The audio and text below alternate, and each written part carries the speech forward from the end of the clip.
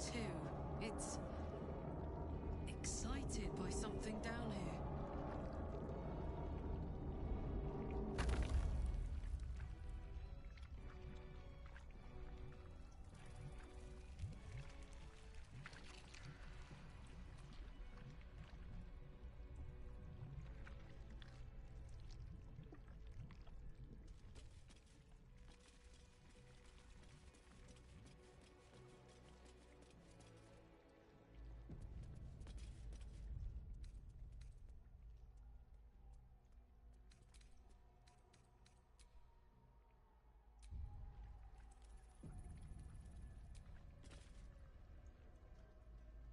No longer a background murmur, the presence in your mind builds to a roar. We've found it. The Absolute is behind this door.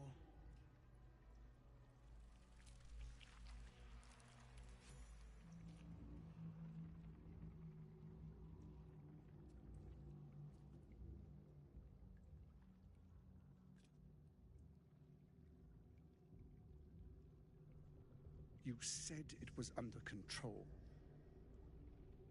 It isn't you I answer to, Gortash. Motherfucker! Gortash! Oh, the general voice. Is this where we salute? Salute, yes. With cleavers through his blood-starved flesh. How it crawls with failure. Like flies on lick-wet carrion. You forget yourself, Orin.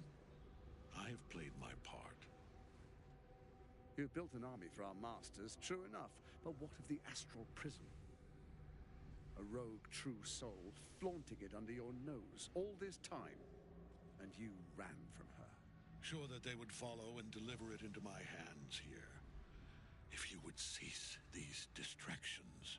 The distractions have been yours, Ketherick. Perhaps we never should have dug your daughter up. So you haven't lost your edge. But you're still not as sharp as Orin, I wager. The Slayer against the Undying One. That'd be fun to see. His crypt breath sings to my sinews. Again. But he must lead the murder march to Baldur's grave. If the weapon is truly in your grasp, Ketherick, might I suggest closing your fist? Orin and I can wait for you no longer. The plan proceeds. We're going to the city, and we expect you to follow. Army and the weapon in tow. The Edict of Bane. The Lash of Thor!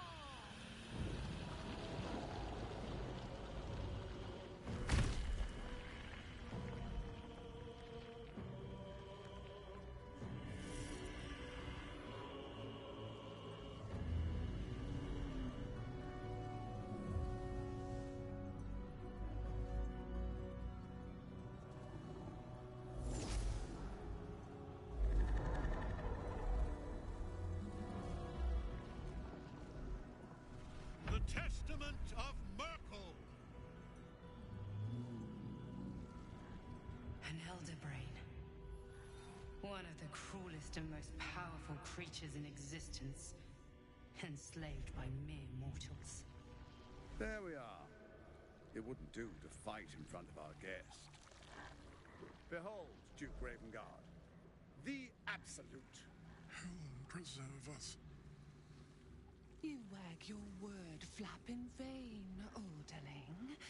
Once the worm holds the whip, your shredded flesh will serve us.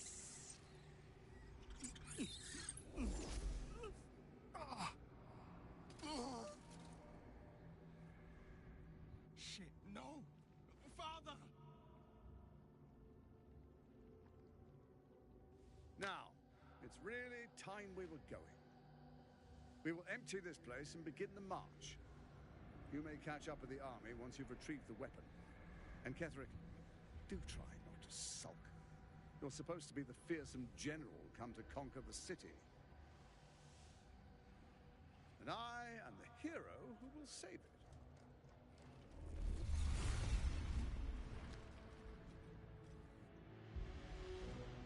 It is time, faithful ones.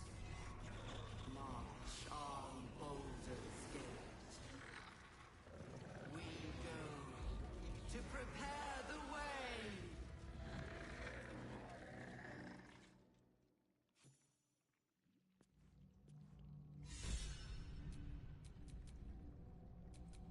Whatever comes, I'm ready.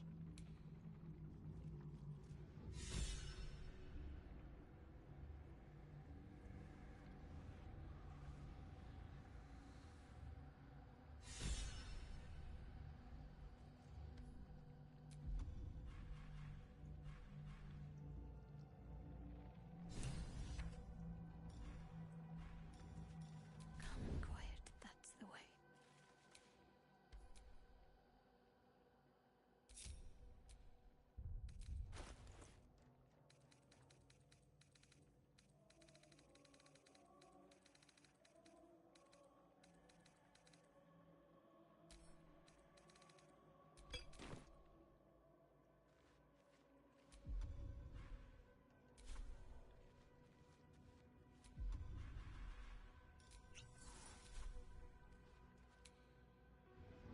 Off I go.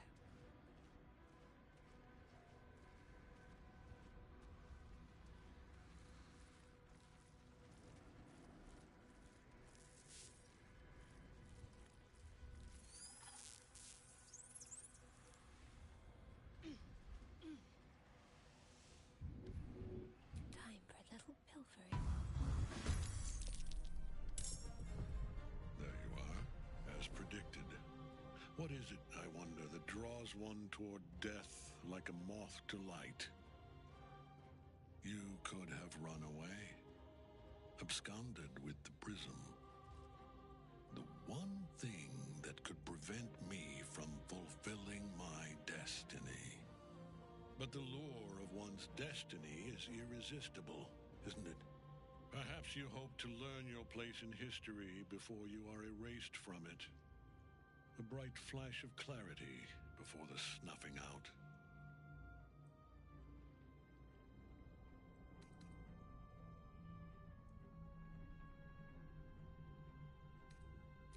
The very fact of your being attests to its power. Despite your infection, you resisted the brain here in the heart of its domain. What good is an army of thralls if they do not obey their master? Let us speak plainly. My Lord Merkel gave me the one thing I desired, the one thing no other god could grant me. My daughter's life returned. Her heart beating once more. For that, he asked that I serve as his chosen. Join Orin and Gortash to grow the cult of the Absolute, and then take control of it. He's never had a more devoted follower. I have fought great wars before, in the service of other gods and other powers, but for Merkel, I would condemn all of Faerun to death. You are all that stands between me and my destiny.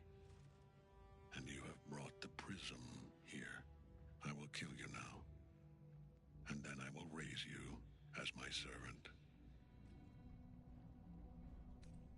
Yes. Join the army of the dead, true soul. Witness Lord Merkel's glory.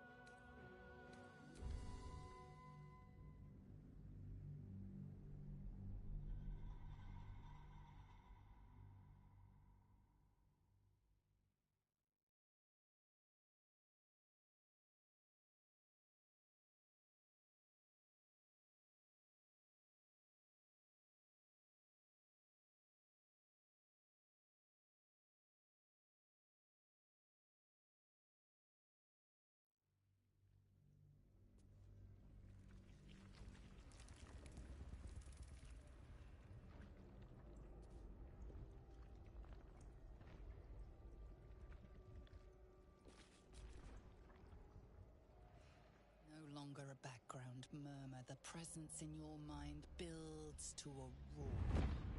We've found it. The Absolute is behind this door.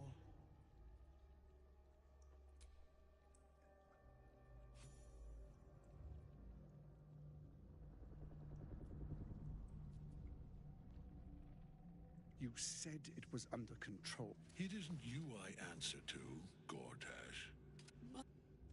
You should... Or Shit, no! now, we will empty and Ketheric, and I am the hero who will...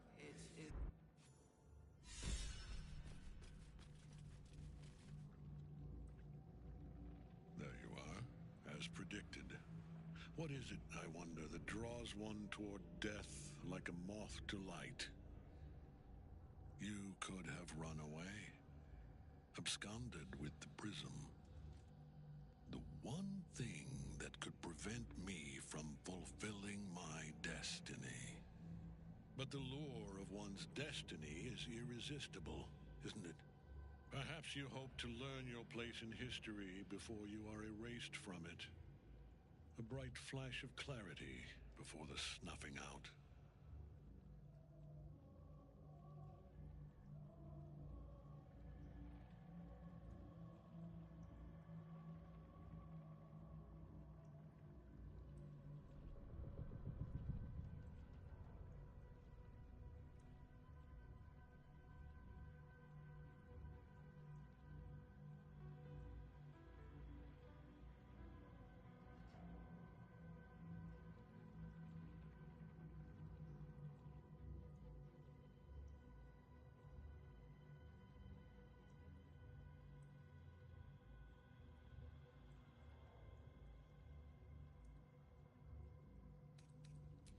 Your place is to die so that I might finally live. Let us speak plainly. My Lord Merkel gave me the one thing I desired, the one thing no other god could grant me. My daughter's life returned. Her heart beating once more. For that, he asked that I serve as his chosen. Join Orin and Gortash to grow the cult of the Absolute, and then take control of it. He's never had a more devoted follower. I have fought great wars before, in the service of other gods and other powers, but for Merkel I would condemn all of Faerun to death. You are all that stands between me and my destiny. And you have brought the prism here. I will kill you now. And then I will raise you as my servant. Yes. Join the army of the dead, true soul. Witness Lord Merkel's glory. Can't get at him as long as the night song's caged.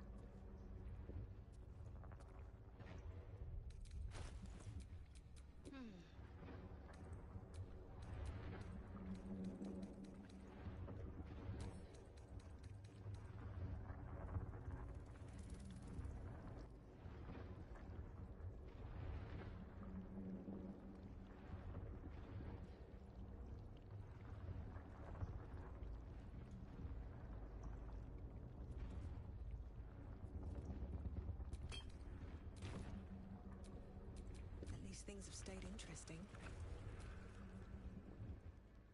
We found...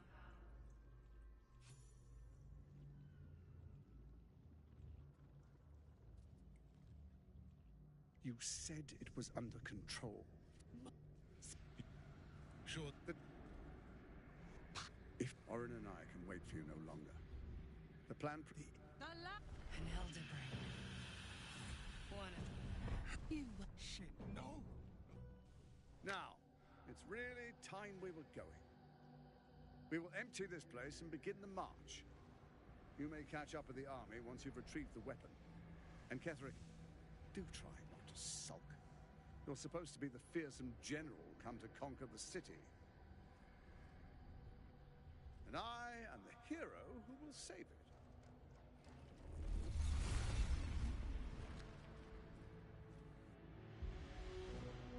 It is time, faithful ones. March on Baldur's Gate. We go to prepare the way.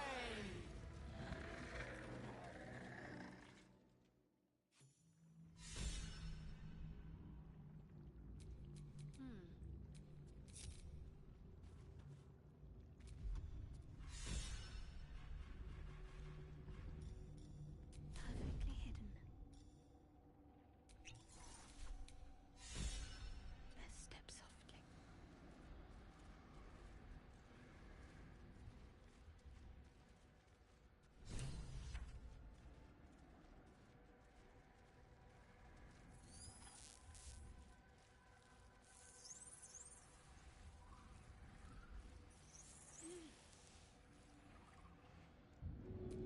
Gently does it. There you are. But perhaps you hope to learn your impossible. You are bound to it, and in death it will bind you to me. That is the power my Lord Merkel has granted me. Command over the immeasurable legions of the dead. But he did not only give me power, he gave me the one thing no other god could grant me. My daughter's life returned. Her heart beating once more. For that, he asked that I serve as his chosen. Join Orin and Gortash to grow the cult of the Absolute, and then take control of it. He's never had a more devoted follower. I have fought great wars before, in the service of other gods and other powers, but for Merkel, I would condemn all of Faerun to death. You are all that stands between me and my destiny. And you have brought the prism here. I will kill you now. And then I will raise you as my servant.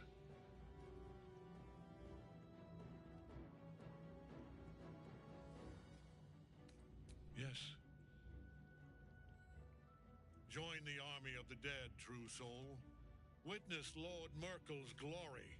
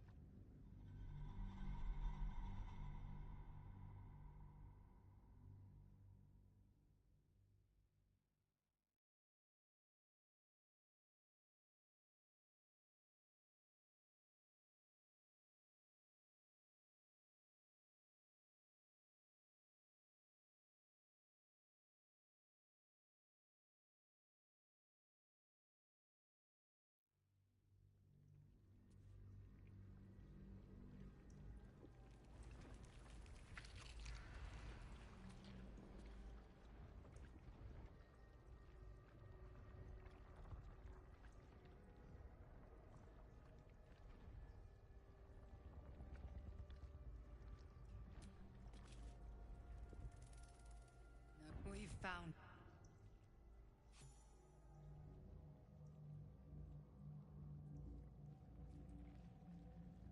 You said it was under control.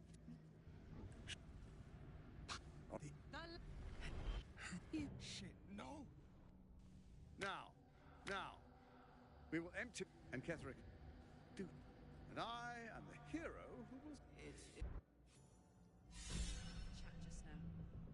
Not now. No time for chat just now.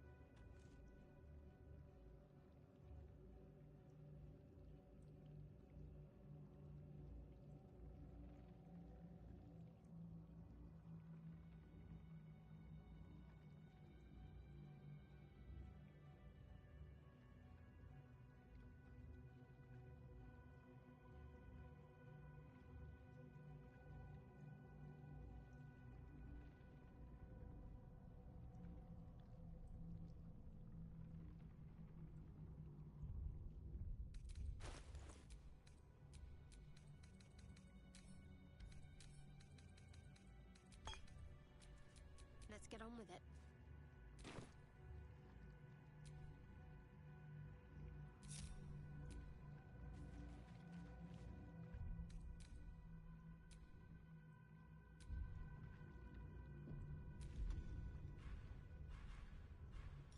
Unnoticed. Good.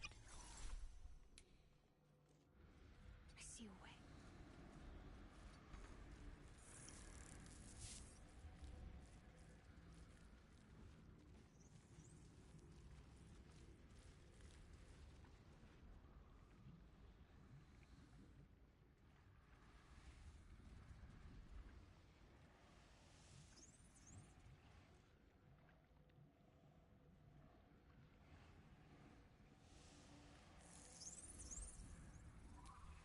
Well, well, well.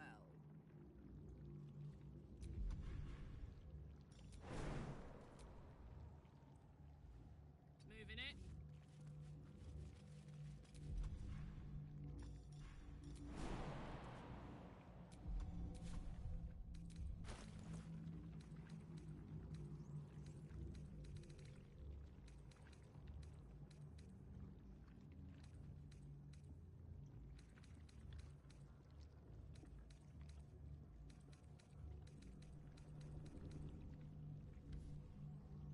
There you are, as predicted.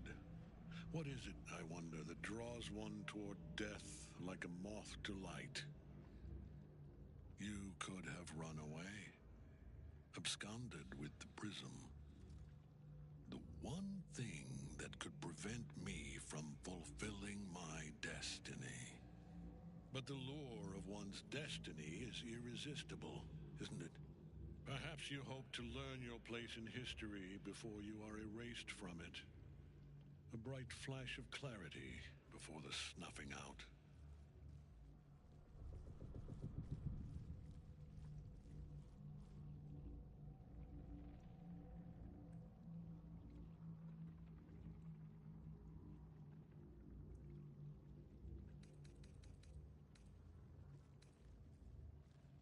impossible. You that, but he, my, I have fought. You are. I will kill you now, and then I will raise you as my servant. Yes. Join the army of the dead. Pointless attacking Ketherick while the Night Song's bound to him. She must be freed.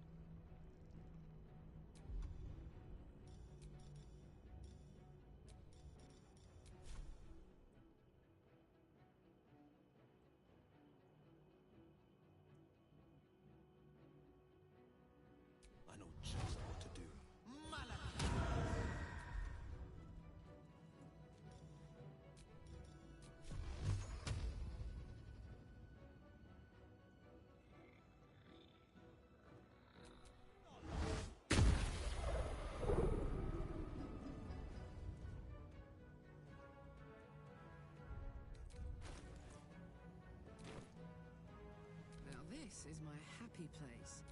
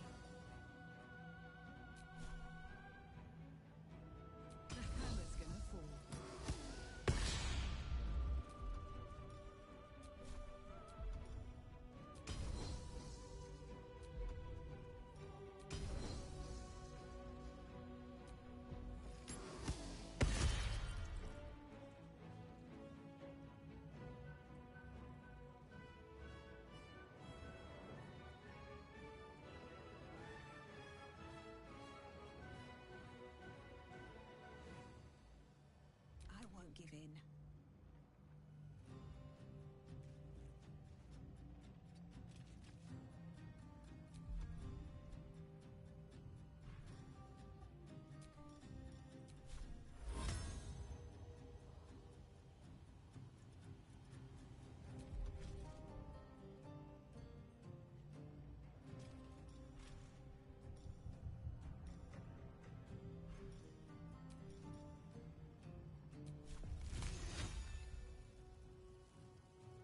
Good idea.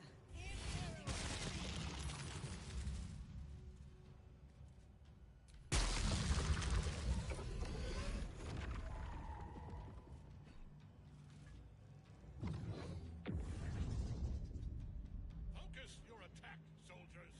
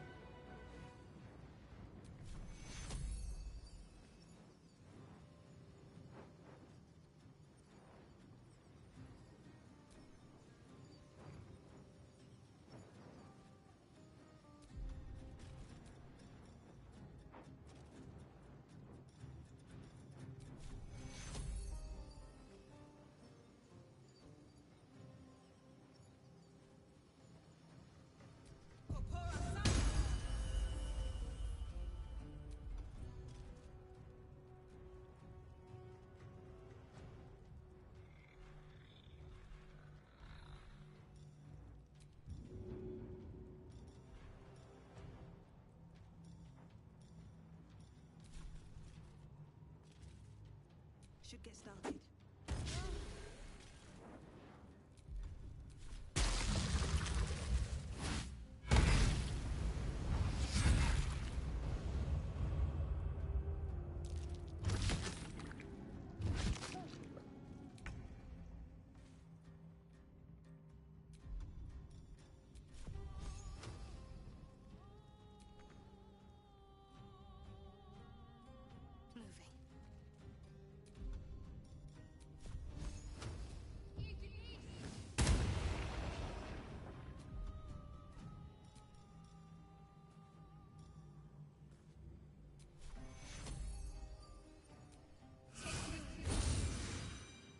The blade will not bend.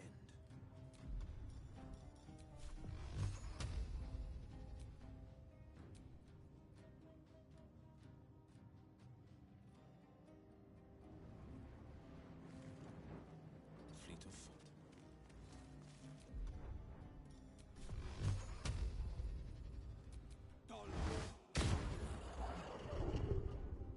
Gods, it's hot in here.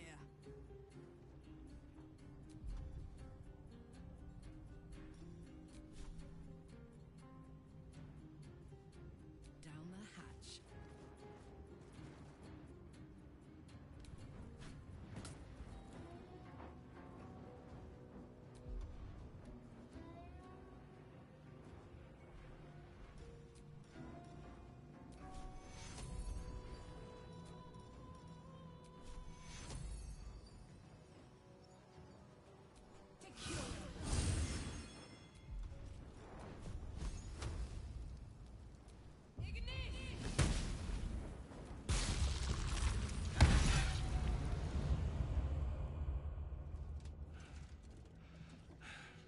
What a fool you are.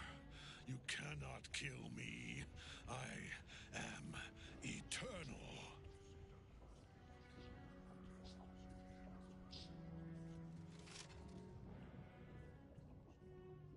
Merkel, Lord of Bones, I am here. I am ready. I am yours.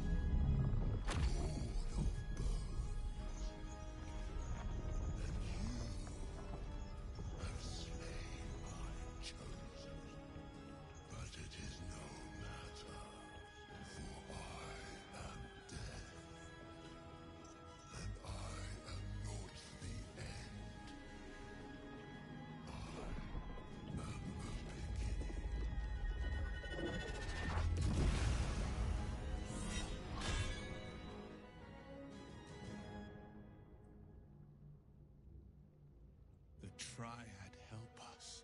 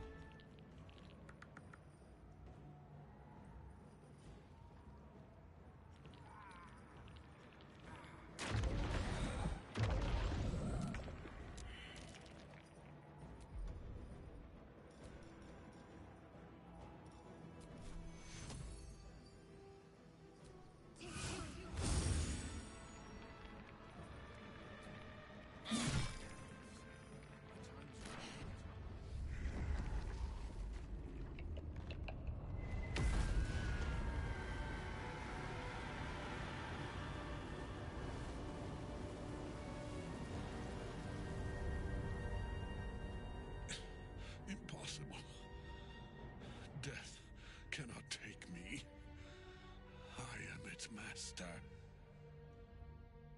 My lord, hear me.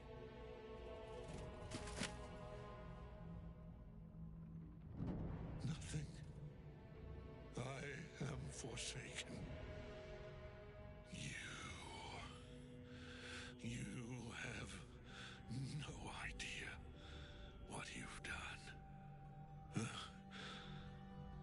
Isabel.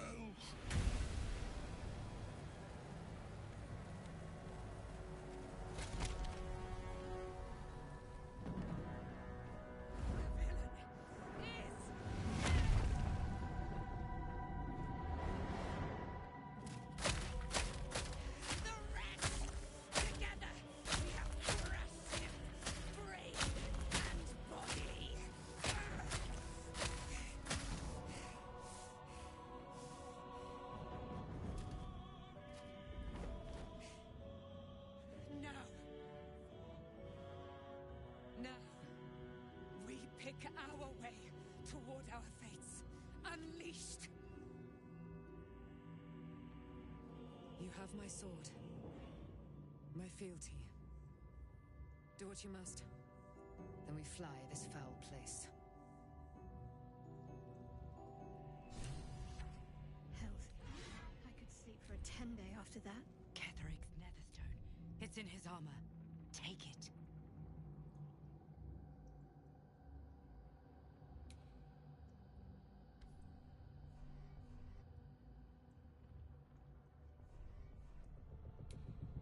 Have to keep pushing.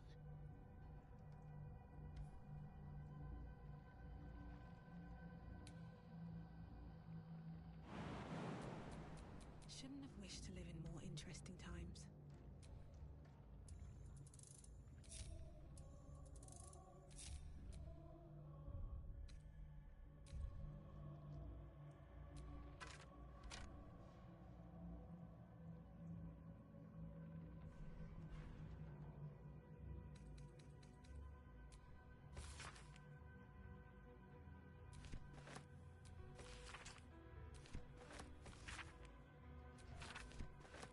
Better not be cursed.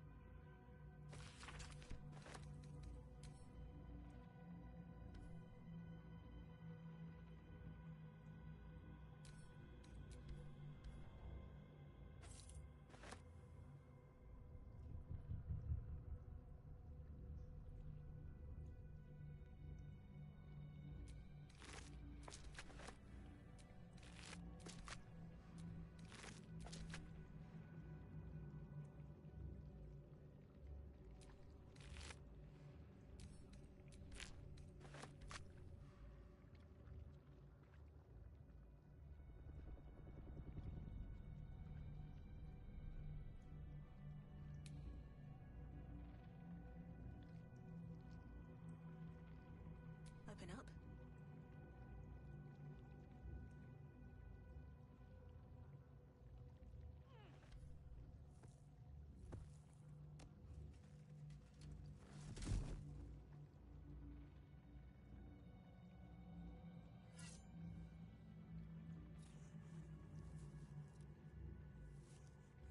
Death. The body is cooling, but energy radiates from the stone.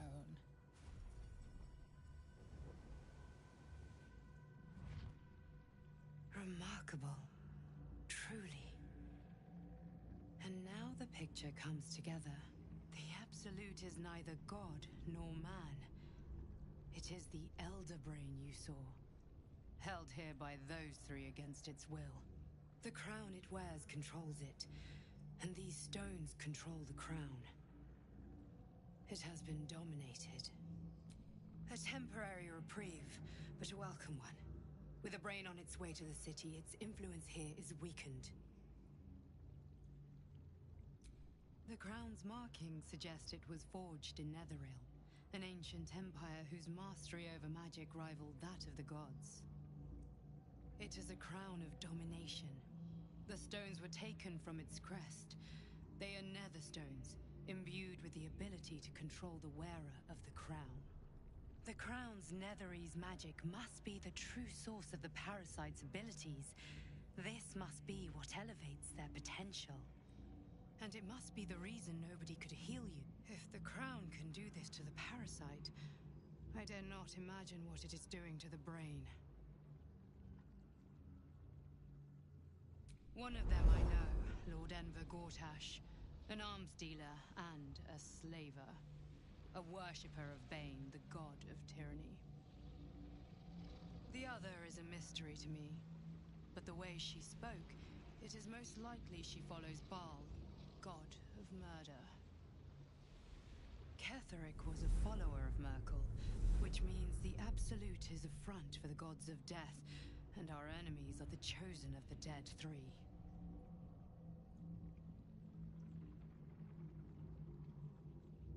Bane, Baal, and Merkel. The tyrant, the assassin, and the necromancer. They are known to pick from their most devout followers, a chosen, granting them incredible powers. Each one alone would be a formidable enemy. But working together and controlling an elder, I dare not imagine what they might achieve. We prepare for the fight of our lives, and the lives of everyone in Faerun.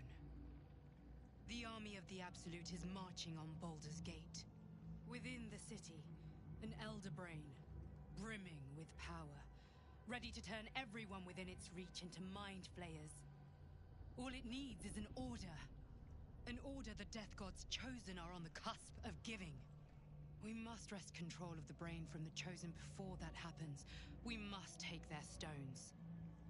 Our chances of success are slim, but we must not fail. If we fail, everything ends.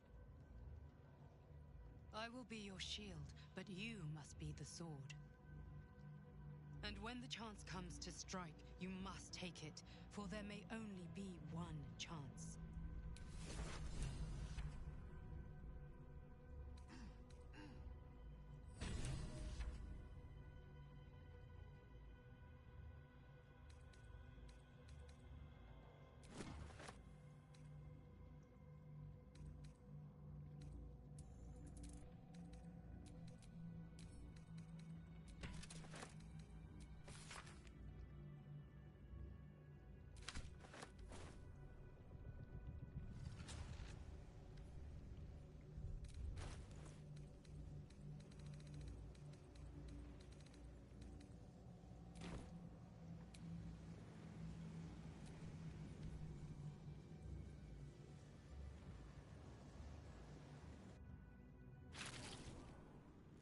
You saw Gortash, didn't you?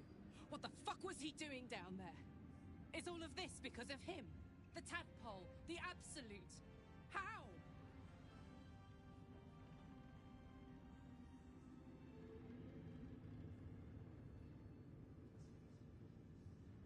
I was his bodyguard. I looked after him with my life. I trusted him more than anything. He gave me away to Zariel just for kicks. He ruined my life just when it was starting. And now he'll use up the entire Sword Coast. He has to die. And I'm gonna be the one who kills him.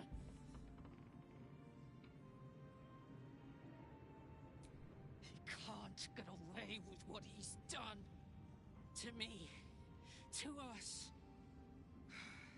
He won't get away with it. I could really use some chateau. Gods be damned. With that parasite in his brain, Father could wreak untold havoc in the Absolute's name. Should Baldur's Gate fall to the Absolute, every one of the coast cities will be ripe for the plucking. We're not just fighting for our cure. We're fighting for my father. We're fighting for the gate. We're fighting for all of Faerun.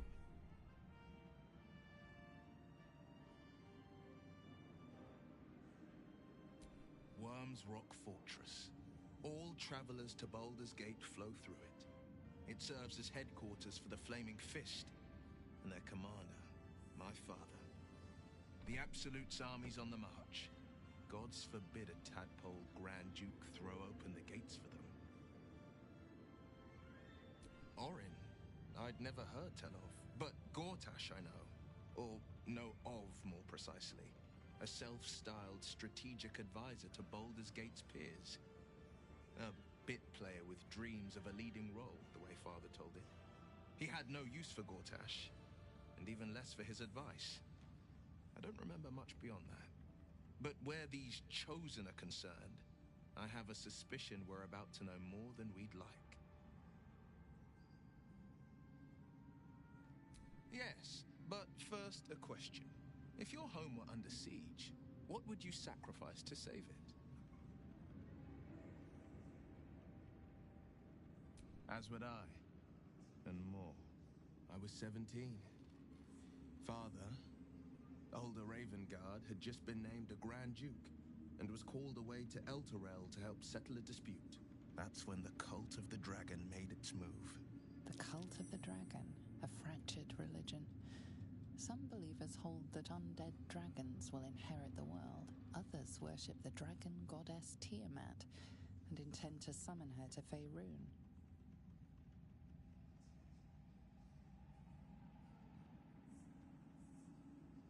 To conjure the Dragon Queen and lay waste to Baldur's Gate. A 10-day after Father left, I heard a whisper as I slept. Duskhawk Hill. The Queen of Chaos awakens. Go alone. I grabbed a rapier and set out. There wasn't a cloud in the sky, yet not a single star was shining. There they were, gathered at the foot of the hill. Your head tingles. Will wants to show you what happened. In the looming shadow of the mount, 5 groups of 5 figures each encircle a lofty totem. Atop each totem, a dragon's head is carved, and a massive orb held in its mouth. The cultists chant, first softly, then crying to the starless sky. There is a crack of thunder, a gust of wind, and a dragon's white head appears in the storm. As the maelstrom howls, Missoura's lips press to your ear. She will destroy Baldur's Gate. Grant me your soul, and I will give you the power to save it, she whispers.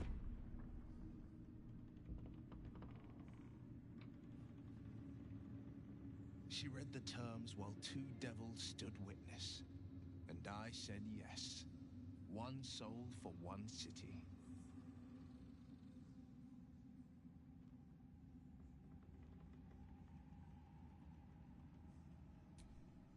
She didn't. She came on order of her mistress, Zariel. She never stops. Does she? Not for a second. Tiamat made a play for power. Zariel had other plans. That was the most Missoura's ever said. All that mattered was that she got her prize. Another pet added to her warlock menagerie.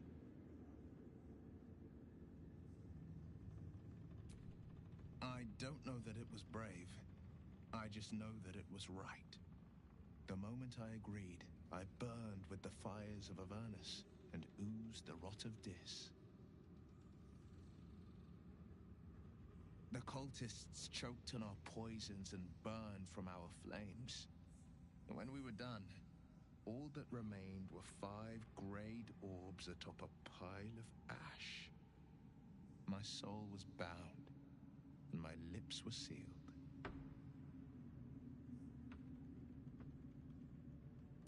It is the one scar I ever bore of it. You were right, of course. The new eye is a sending stone, courtesy of Missoura. She uses it to track my location and call from a distance. I could flee to the spine of the world, or the depths of the lower dark, and still never shake her.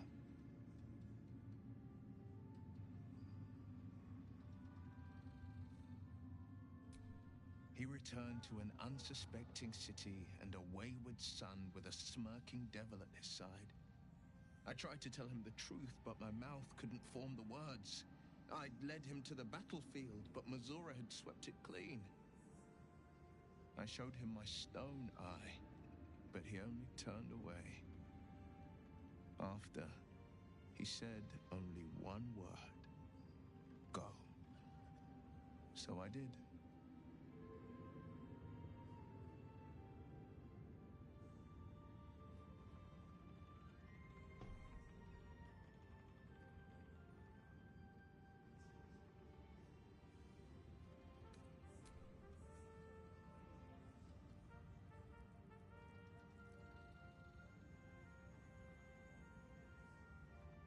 Aelin! Isabel!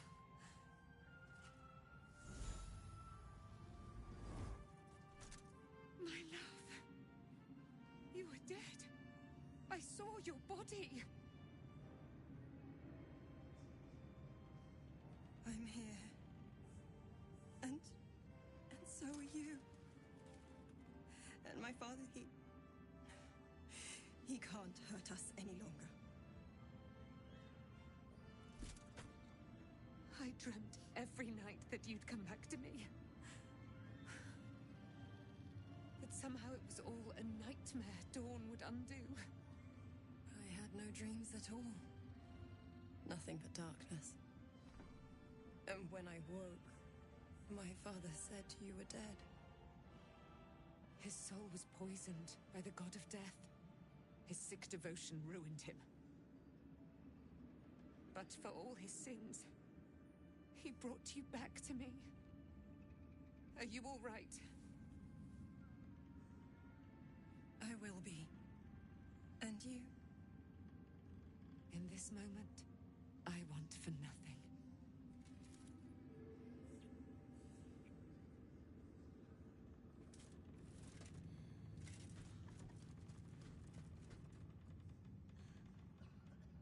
Ah, there you are. This is Aelin. Aelin, this is... Oh, but we have met. This is the soldier that freed me most valiantly from the Shadowfell. They watched my boot crush the very brain of villainy, and fought well against your changed father. May he rest in peace at last, now that he's dead. I have more to thank you for than I knew, and we have much to discuss. Perhaps we could join you in your camp later?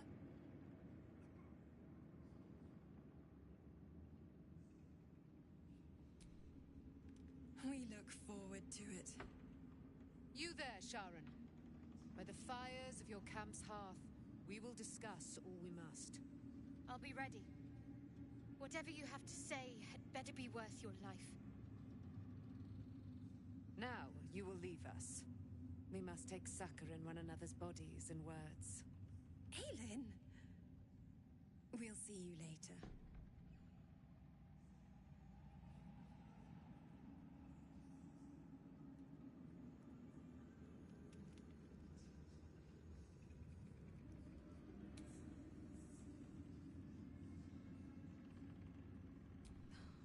Something's on my mind.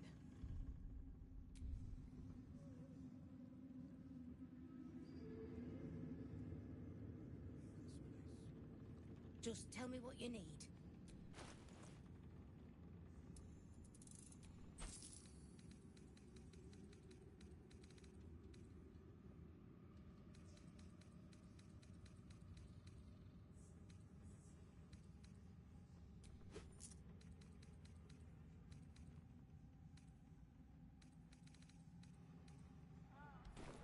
Lady Lamb.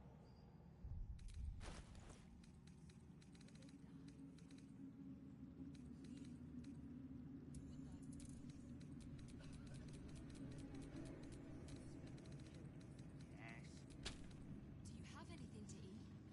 No.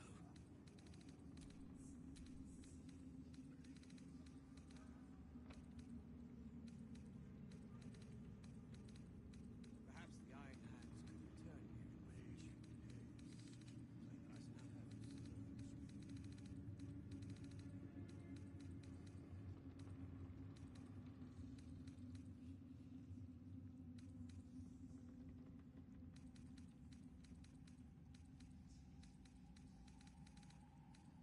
Curse this heart of mine.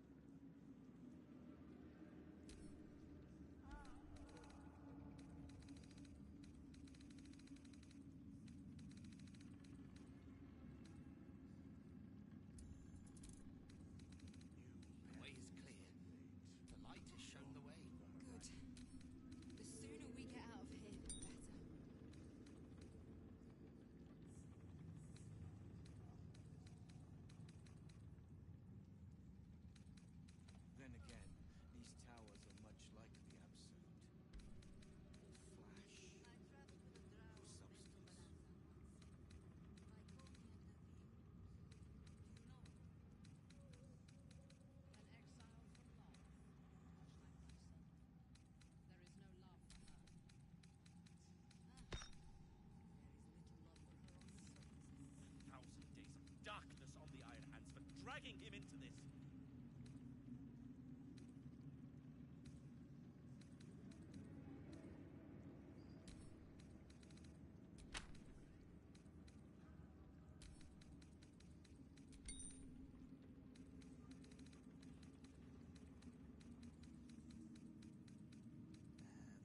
The stone says it is one floor down to the left. Thanks, Nichols. And the stone. You are welcome.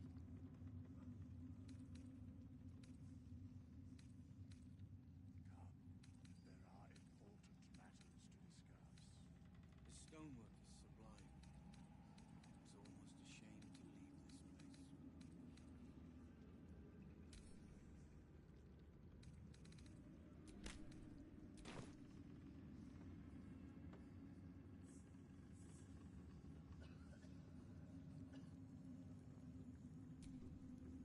Our enemies spread like rub rot.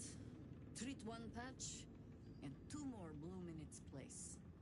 An elder brain, bound by lost Netherese magic, with servants of the dead three holding the chain. Reminds me of old times.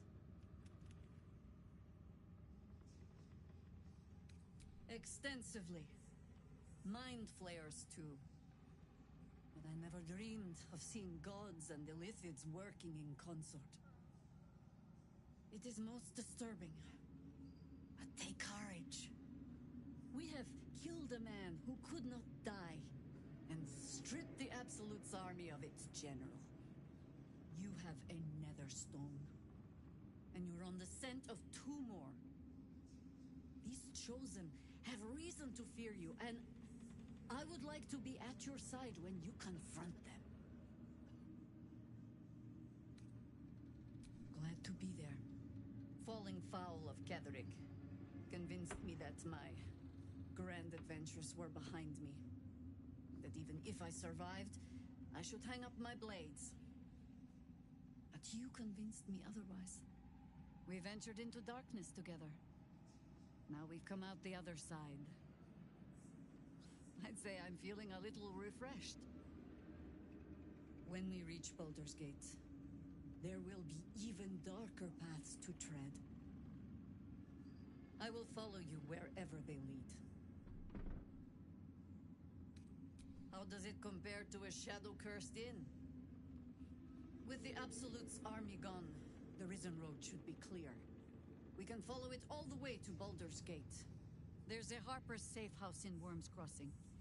Denthelin's Dancing Axe. We do well to check in with them before entering the city proper. Beyond that, our course is yours to set. Find me at your camp, huh? I can remember how to take orders, as well as give them. There are important matters to discuss. I will never tire of sitting on dead men's thrones.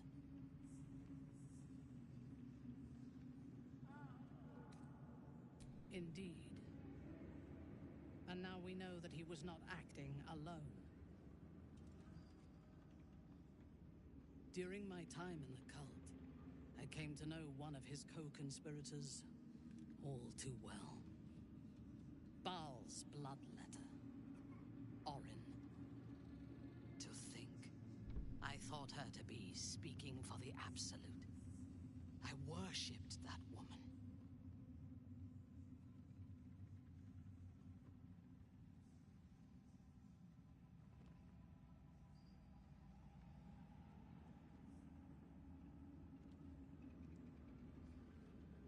Jealous?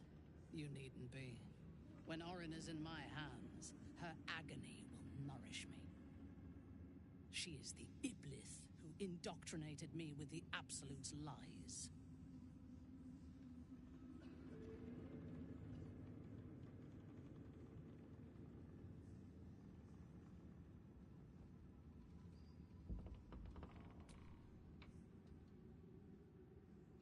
When I first visited Moonrise, I stood before the Absolute in awe. It was more of an idea than an entity. Pure love. Total power. Orin was by my side. She told me that God had chosen me to be a true soul, blessed and adored. Now I know that those memories are lies. There was no God.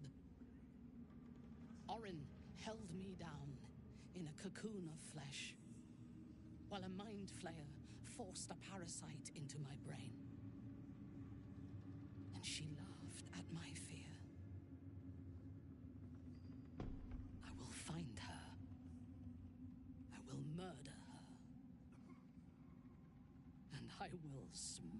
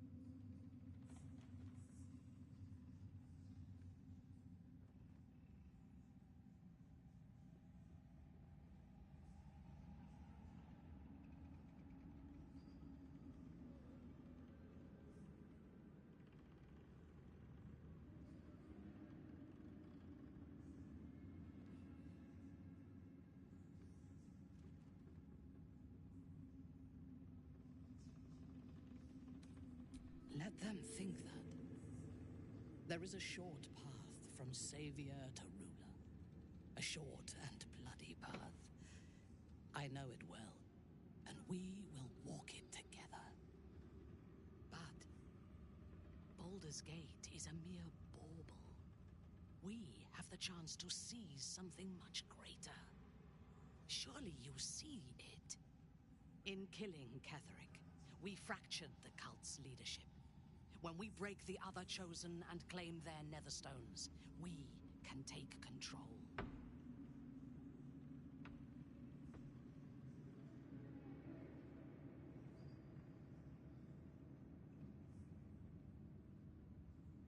The power of the enslaved Elder Brain could reshape the world. We could reshape the world.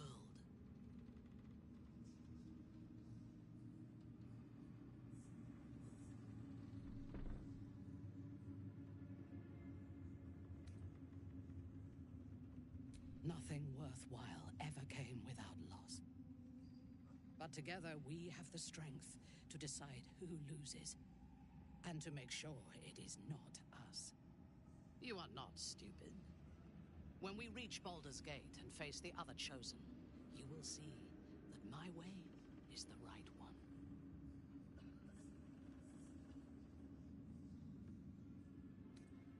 The Elder Brain is the only thing that has ever managed to change my mind.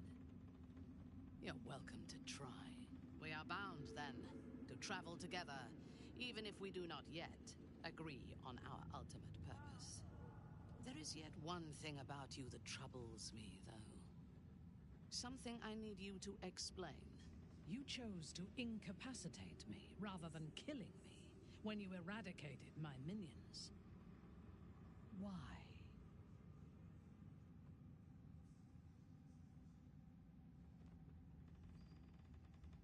So might any other true soul. And yet Gut and Ragslin do not stand with us under your protection. Sparing an enemy's life is a great risk. Even though I owe my life to the part of you that showed me mercy, it concerns me. If Ketheric had ordered me to slay you to prove my worth, I would have. Or died trying. I should not lose myself in these thoughts of what might have been. I live, and I am grateful. I do have one more question, though, before we continue. Why come to Moonrise, where the cult's power is strongest? Why not walk away?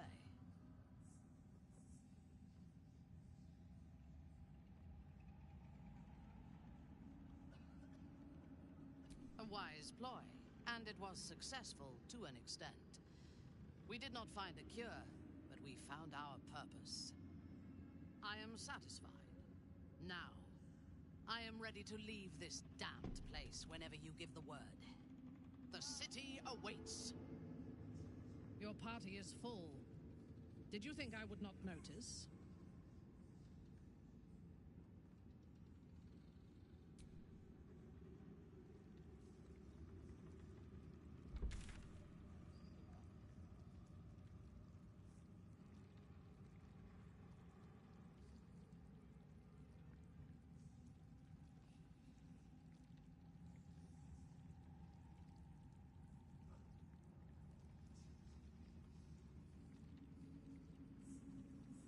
Make haste. I would.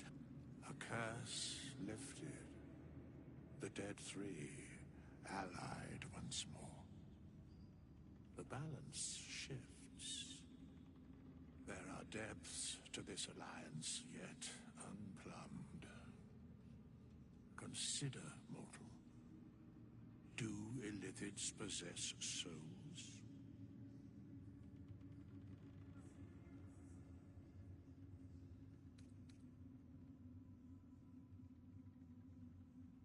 No. Nor canst thou count mind flayers among them. Yet, the three amass an Illithid army void of apostolic souls that could imbue them with power. A flock without souls, yet to what end, mortal? This is the question thou must come to answer. Until such time, be availed of my services.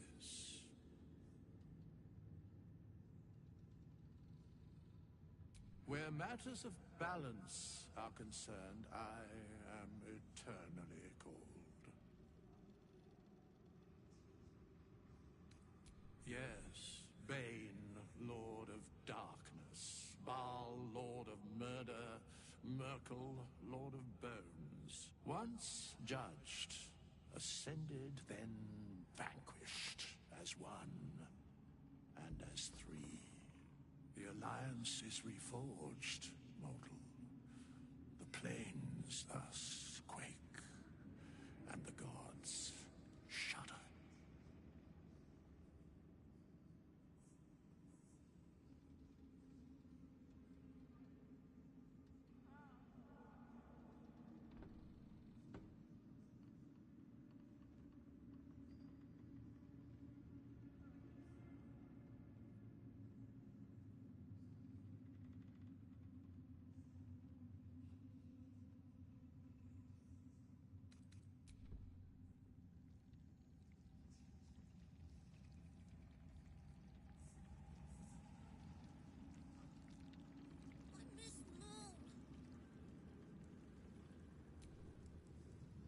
Why, yes.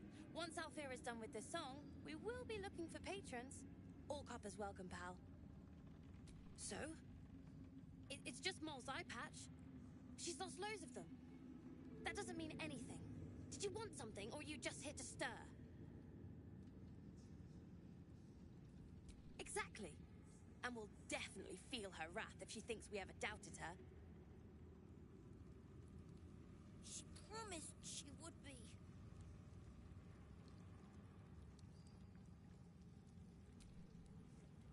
Miss Alfira wants to write us a song about you fighting Ketheric.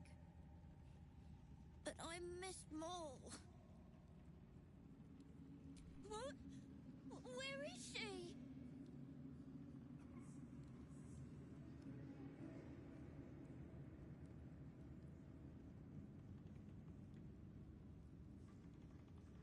You think so? Maul is really clever.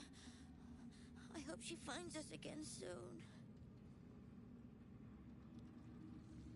Don't think about Mole. You're here. Good. That's good. Me? Oh, I'm fine. I'm just worried about the kids. Maul is still missing, and they haven't taken it too well. I've been trying to cheer them up. We're writing a song together. But I think they're just humoring me.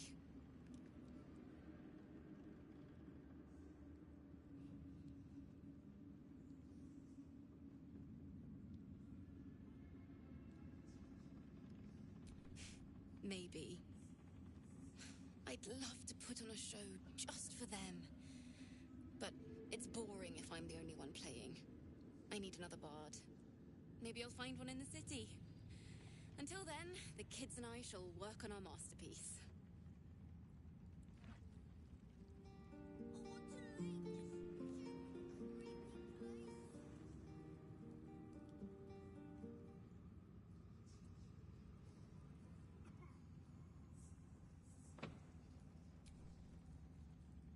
When Duke Elton formed the Flaming Fist, he sought out people of courage and honor to fill its ranks. You saved Daniel, lifted the curse, and killed an immortal. It's safe to say you'd have been recruited in an instant. Gruff and intimidating, but he had the courage of 10 men and a love for Baldur's Gate few could match. I don't know if this Duke Ravengard is the same, but I will say this. The Flaming Fist are the cornerstone of the city, and the Dukes are its foundation. I hope you can save him, for the good of Baldur's Gate.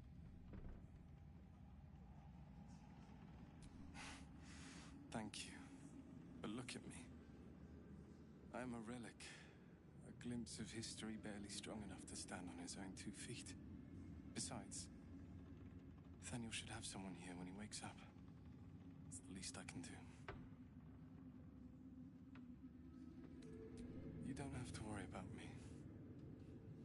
The truth is, the Shadowfell broke something inside me.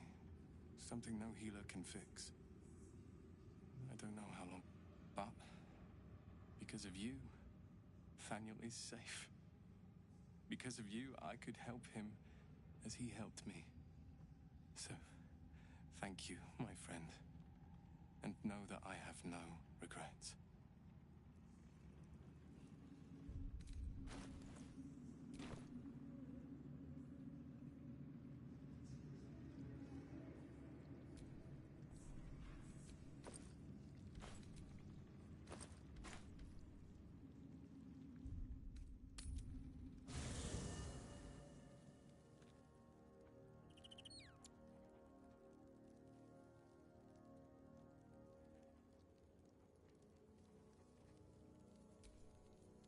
I never saw myself as a banisher of shadows before. I was always more of a lurker in, historically.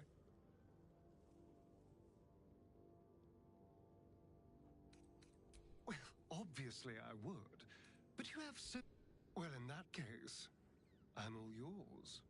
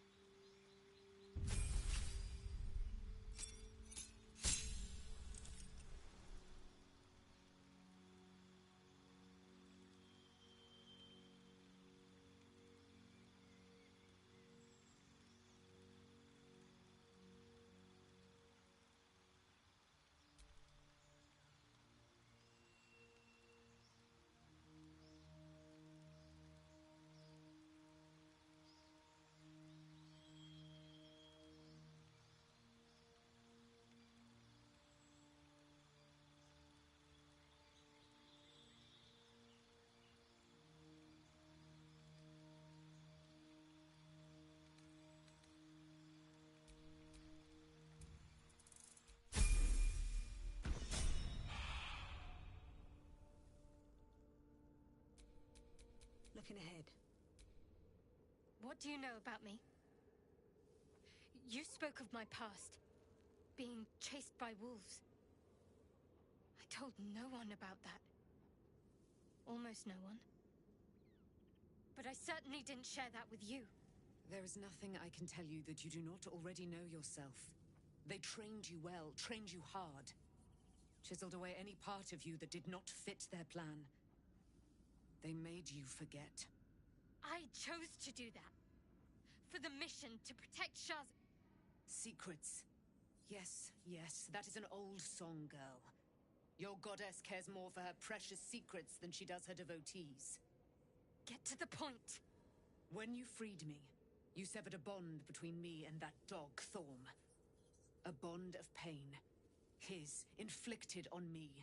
When I laid eyes on you, I sensed a similar bond. You, tethered to two others. Someplace distant. Let me help you remember. You feel Shadowheart's mind tug at the edges of your own. You know this sensation. She wants you to see whatever is about to be revealed.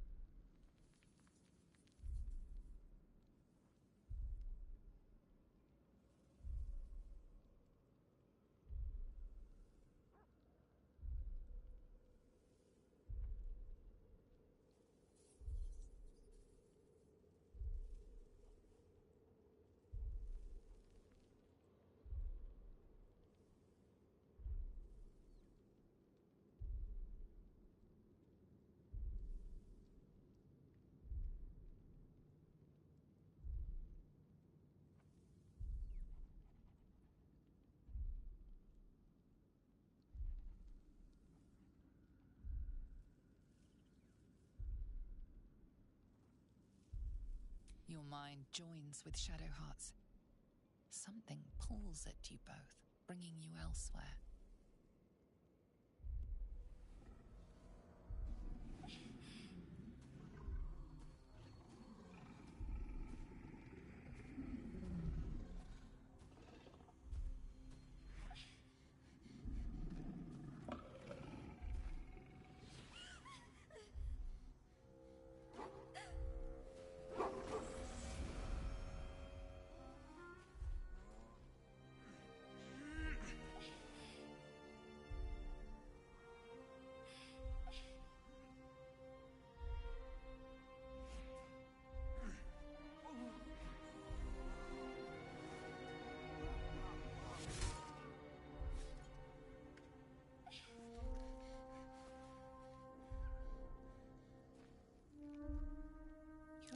That it is a common rite amongst Aluna's followers to send their children off into the woods to find their way home.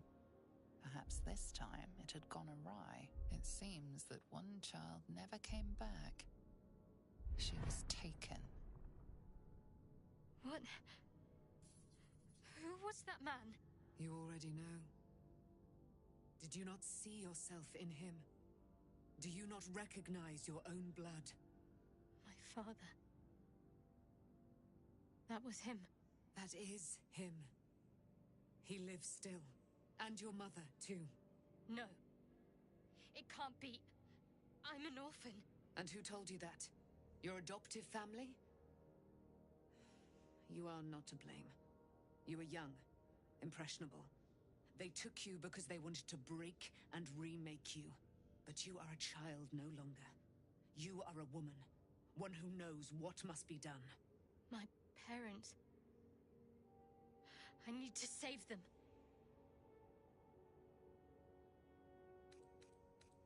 I don't know. Your parents both followed the Moon Maiden. I could sense their faith, even in a brief glimpse of the past. It is a tragedy that the Moon Maiden's right was perverted by Shah. Your future was stolen from you. Your parents are with your abductors. You will need to return to their lair. But be warned. You may have once thought of them as comrades, mentors, friends, even lovers. They will all be enemies now. You have been forewarned for what is to come, but not yet forearmed. I was able to retrieve it before it sank too far into Shah's umbral domain. Shah is quick to discard whatever she has no use for. I think you know that well enough. But I felt it call to me as I took flight. Whatever Shah calls her own, Selûne has equal claim to. They are one and the same. Their power is matched and mirrored. Take it. You will find it useful. What you do with it, that will be up to you. Same as before. I'll need every advantage, it seems. Thank you. A debt repaid. You returned my life unto me. Now go and claim your own. It hurts. Shah torments you still. What a spiteful creature she is. This will not stop until you take action. See that your parents' sacrifices are not in vain. Allow the Moon Maiden to guide you at last.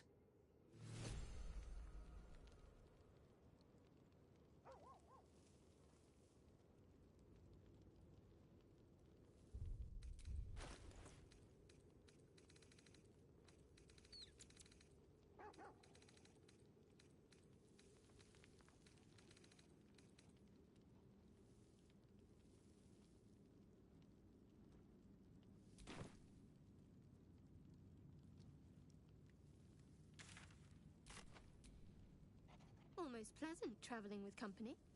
If you ignore all the less pleasant aspects.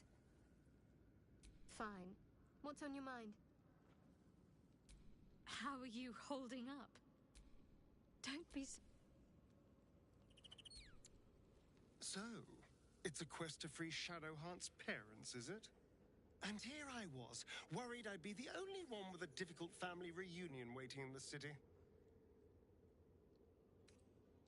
Us. I still love the sound of that. I don't know. But then... I can't believe it. I can't believe Aelin is here. And my father. I heard what happened. What he'd become. By killing him. You set him free. You set Aelin free. And me.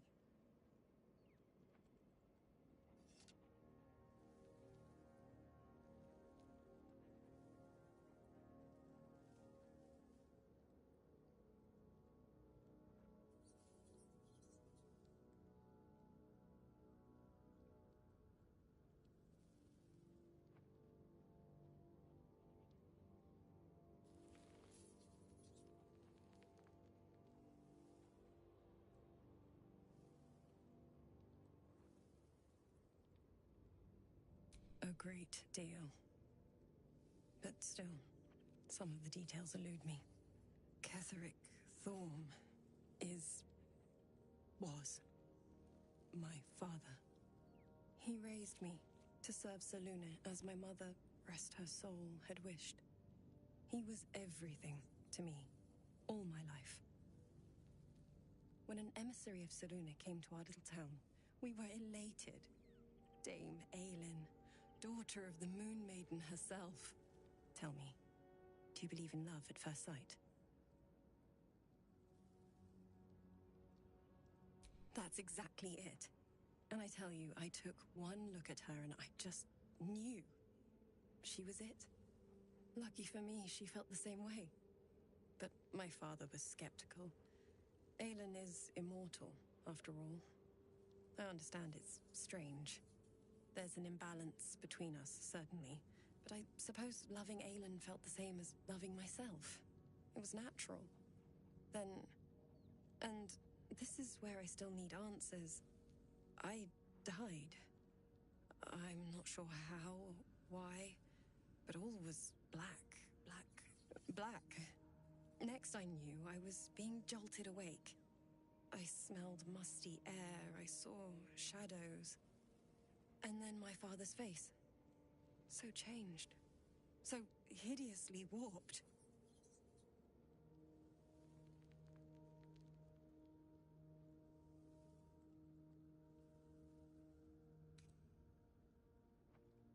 And a monster he'd become. A Mercolite. I didn't know that then. But I could see the change in him. He told me we'd be together now. Said that Aelin was dead. I couldn't speak. Could only run. I found last light within the shadows. Made a shelter there. Prayed my father wouldn't find me. By the time Jaheira came, I'd pieced together just enough to know I'd been dead 100 years. That my father was the source of the horrors plaguing this land. My home. I couldn't tell her who I was. I had to protect them. And myself. No matter what.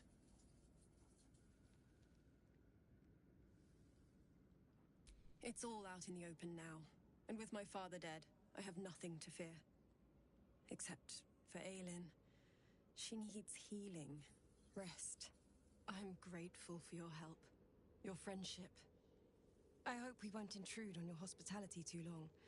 But I'm grateful for a safe place to... well... just to be.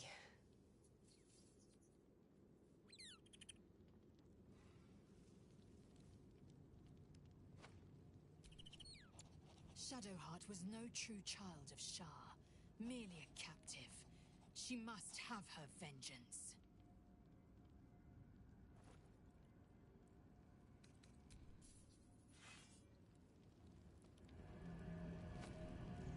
Taken from the light to be raised in darkness.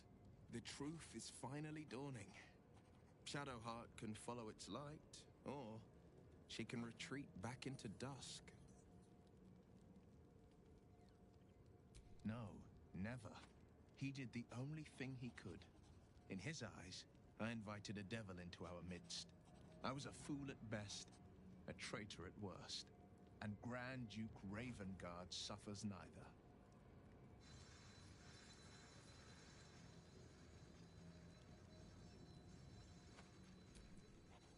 More than you know.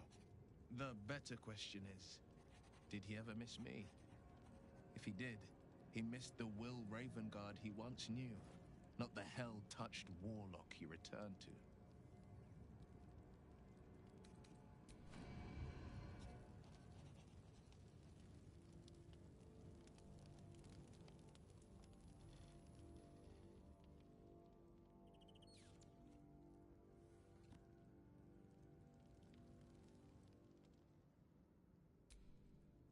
At least Shadowheart is armed with the truth now. May its keen edge draw forth whatever vengeance she desires.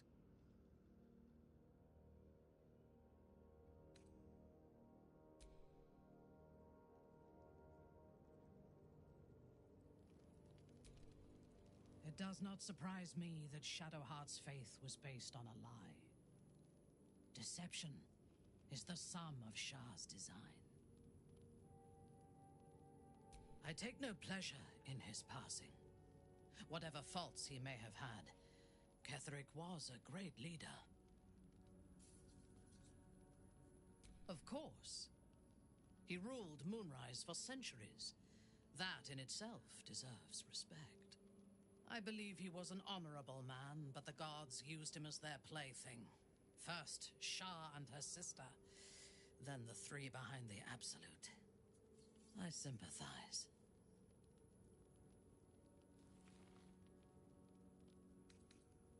A meaningless question. If he had killed us and conquered the Sword Coast, I would envy him. As it is, he lost, and I pity him. But I will never forgive him for handing me to Orin. For that, I hope Merkel hollows out his bones and lets them be dust. A true soul came to my city preaching a message of togetherness, accompanied by 2 novices. Menzoberranzan is not fertile ground for such messages. I killed them and hanged their bodies in my garden.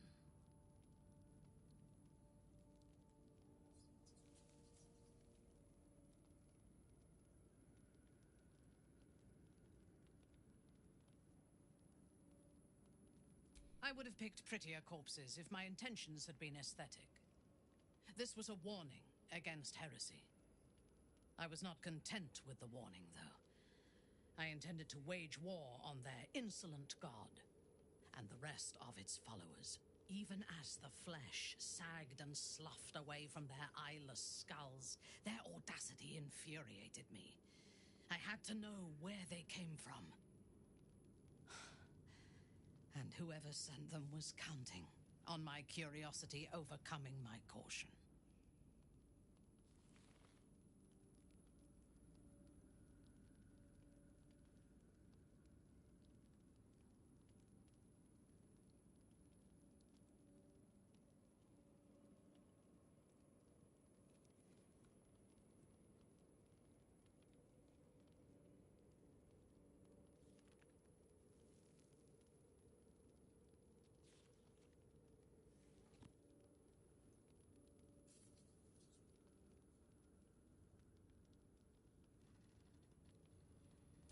Yes. All it took was a simple act of necromancy, and the corpses told me where I needed to strike. Moonrise Towers.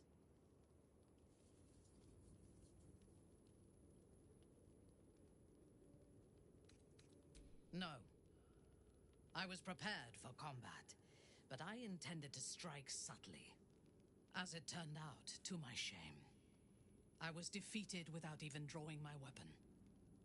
I came to Moonrise with a retinue of warriors and assassins, the best House Bainray had to offer. I expected a battle, but found a fully laden feast table and a welcome befitting a house matron. Ketheric expected us, expected me, and I fell for his flattery.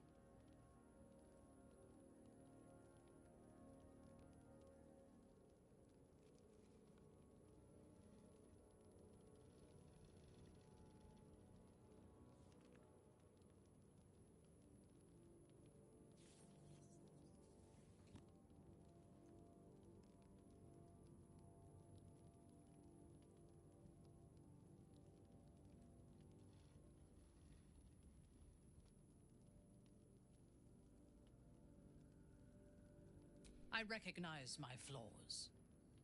Pride is certainly among them. Ketherick proposed an alliance between Moonrise and Menzoberranzan. I admit I was captivated by him. He invited me to the head of his table as his guest of honor. I was wary, of course. If I had been in his position, the food would have been poisoned. It was not the food I should have been wary of. It was the pale woman at the foot of the table. Orin the Red. We had barely begun to eat when she spoke for the first time. I only caught one word, my name. Then, quick as lightning, she climbed onto the table, a dagger in each hand, and skipped toward me, slicing the throats out of my men as she passed them.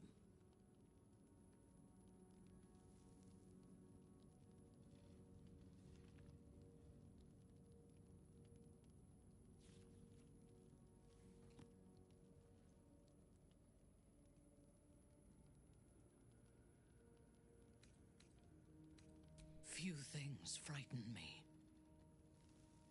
Orin is one of them. Ketherick held me still. His hand on my shoulder, the grip tight enough to crack the bone. When Orin stood before me, she touched the dagger to my eye, drawing out a tear of blood.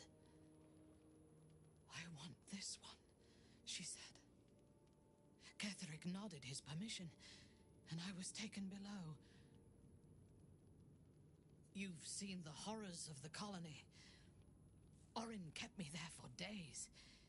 She forced me to watch as my men were processed. Some for food, others as thralls. And then she placed the tadpole in my eye herself. I deserved it. I was passive, weak, proud. You know the rest as well as I do. There were massacres before the Grove. Religious communities mostly. Those who refused to convert. Then there was you, and now there is freedom.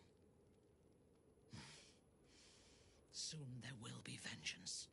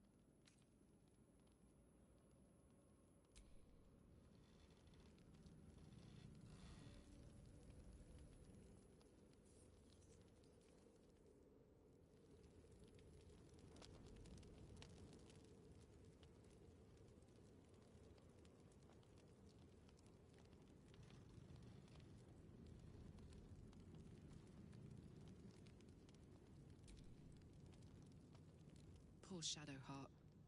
She's been jerked around so much. I want to believe the gods keep this world balanced, but sometimes I wonder.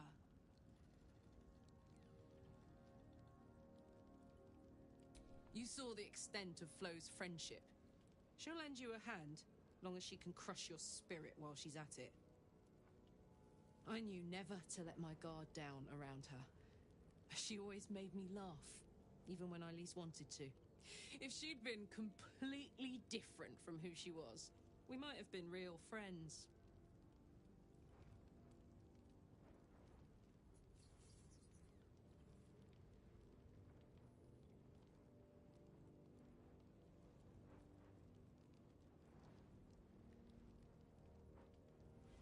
Nothing worth reading. Cambion manipulation at its most obvious.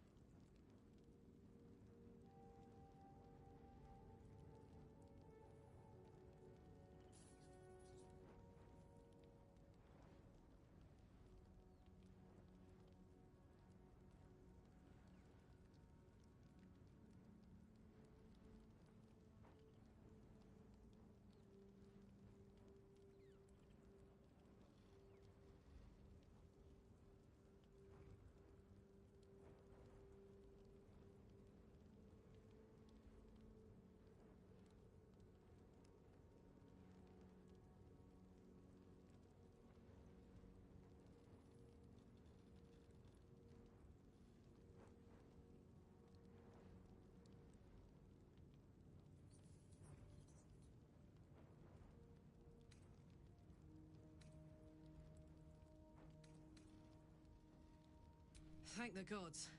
And I do, every day.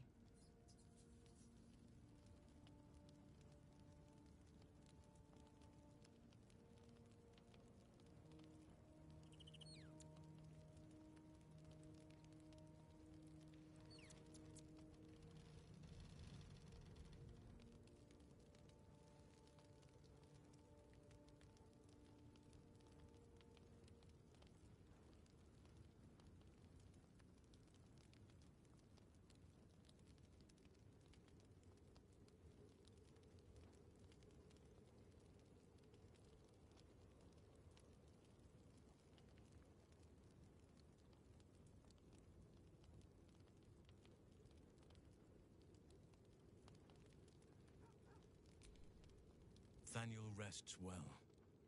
He's healing very rapidly, now that Oliver has returned to him.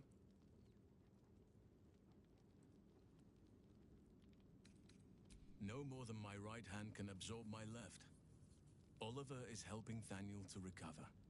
They both lie dormant, like trees awaiting spring. Once the curse is lifted, they can stand as one or as a pair. Whatever they wish. I hope they will remain as a pair. It will be good for them both to have a friend, once I'm gone.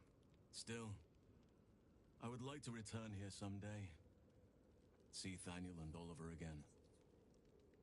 In my meditations, or perhaps in person, if the Oak Father wills it. I hope he does.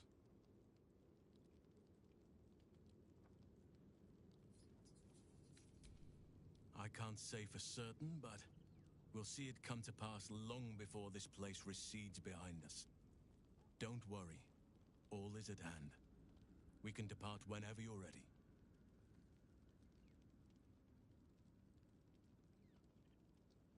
I knew I could put my faith in you. If only we had met sooner.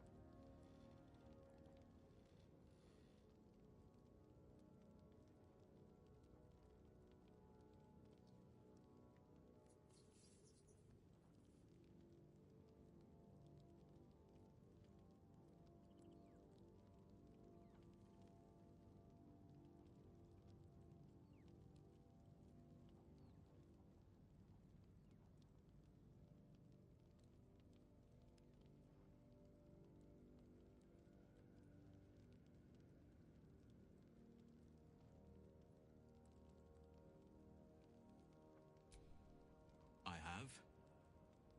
But perhaps there is more that I want. Anyway, once the curse is lifted, nature can take its course without me. I belong at your side. And I'm glad to be had. Glad to be with you, I mean.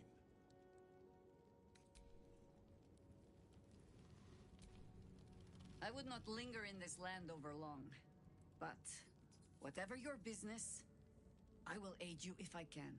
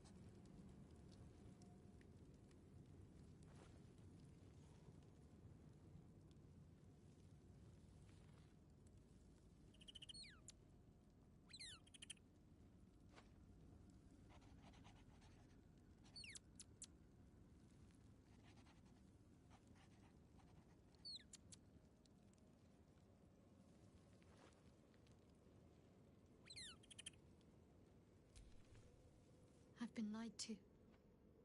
My whole life. And I was gullible enough to just believe it.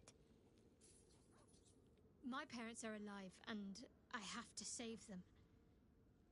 I think a part of me always knew that. A part that Shah denied to me.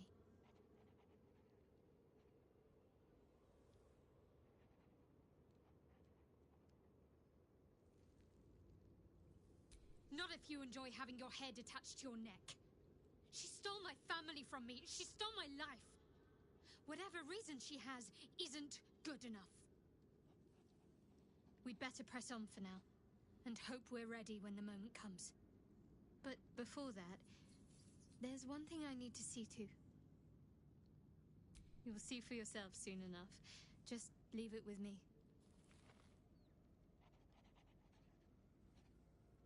Fine. What's on your mind?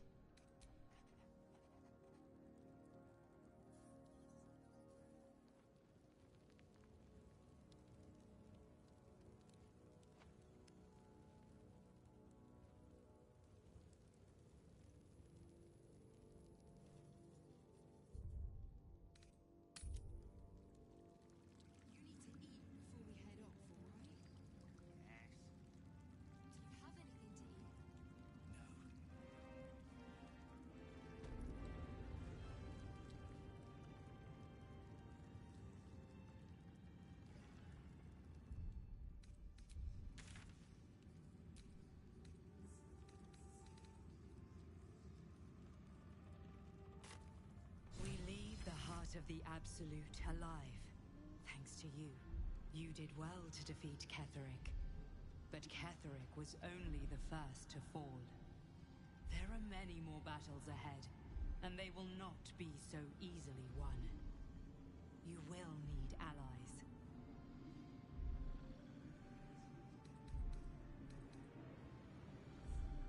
Jahira's wisdom will be an asset to you on the journey ahead. Her harpers, too. Halsin's strength and loyalty will bolster you in times of need. But if we are to succeed, we will need others.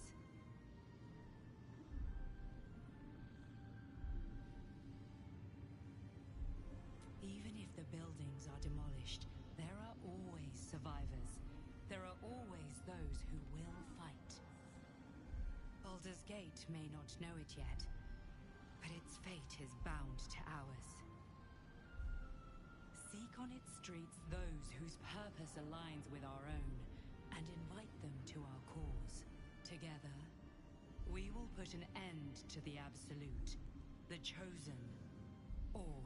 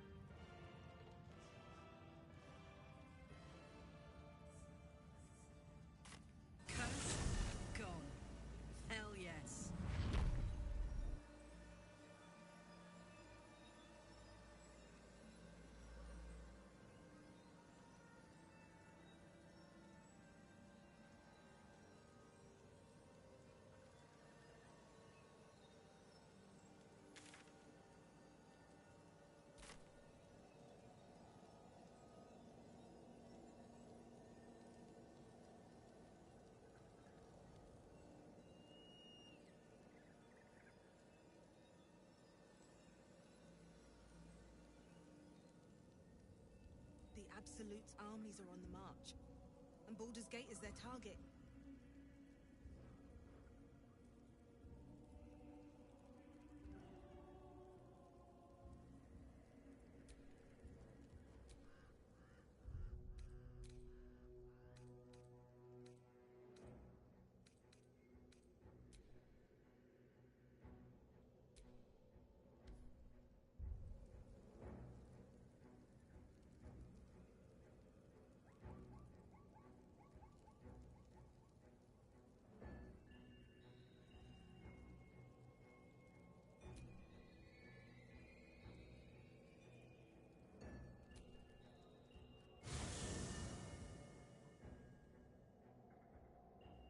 The curse has been lifted, the lands cleansed of the shadows.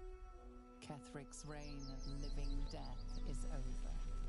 Your courage has been tested, and in this at least, you have triumphed.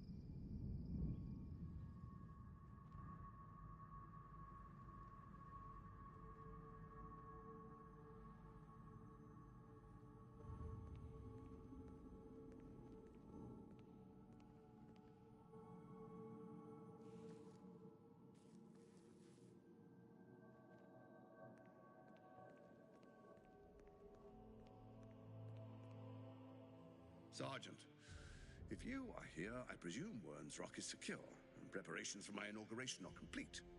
No, Lord Gortash. We were interrupted. Another quake in the lower city. More severe this time. So you came cowering to my chambers? I'm flattered, Sergeant. But even I cannot command natural phenomena to cease. Forgive me, my lord, but there is panic in the streets. The people are afraid. Perhaps the people would be calm if you kept your nerve. I expect better from the Flaming Fist than to run scared from a slight tremor in the earth. Get back to your duties. Duties, duties, duties. Patrolling and saluting and following and bowing and scraping. Yes, sir. No, sir. Rip and cut your throat, sir. Your plan is falling apart, lordling. Give me a reason not to cut you to ribbons. Control yourself, Orin. We need to focus on reuniting the stones or the brain will break free. These quakes are just the start. Neither of us expected the prison bearers to kill Ketheric. They'll be traveling to the city. Let's make sure we give them a Baldurian welcome. I itch to peel you, to split your skin, to see your skull shine in the light. Little tyrant. Lucky for you, I harvested a whole family of living flesh in Rivington at high sun. They will sate my blade thirst tonight. Oh, but tomorrow, and tomorrow, and tomorrow, and tomorrow, my blades will thirst again.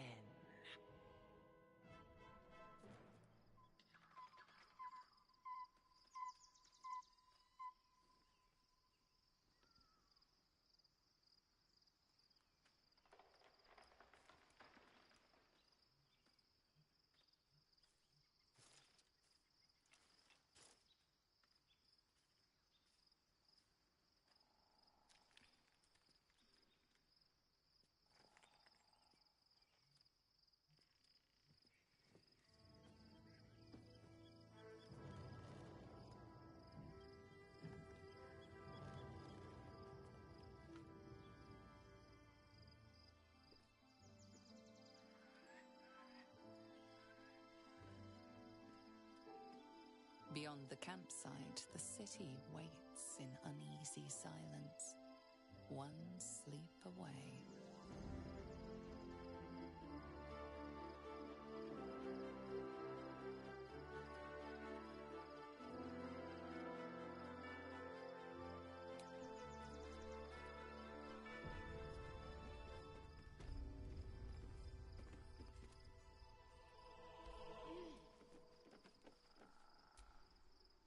The gate is closed, as is Cazador. Cazador and his rite of profane ascension. An imperial soiree, attended by devils and spawn alike. A grand ceremony to honor one exalted vampiric master. And elevate him to an unfathomable station. To place him in a position of such esteem. The world will yearn to kneel and offer their necks.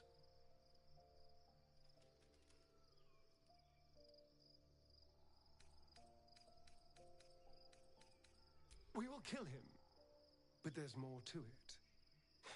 Think about it. It sounds like Cazador, for all his evils, has gotten further than any of my kind ever have. He's on the verge of a miracle. This may be a beginning, not an end. I can see myself now. Lord, King, Master. If the time comes and I can stay one move ahead of him, I'll take his place before his blood can hit the floor.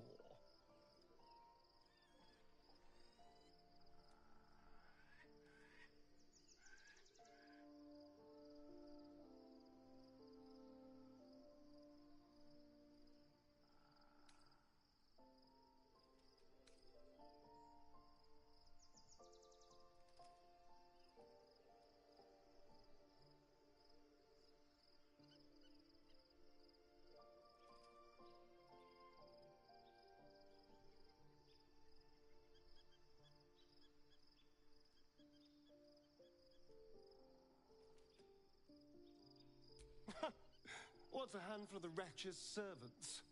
If they're anything like me when I was enslaved, they're all but begging for death anyway. After 200 years of shit, pure shit! I think I deserve something better.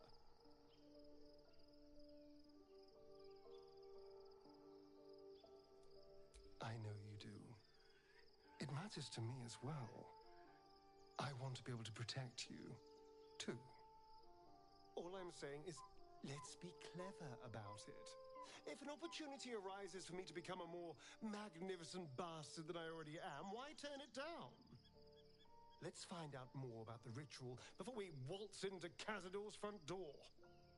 If we track down my old comrades, the other spawn, we may discover more and be finely positioned for yours truly to ascend.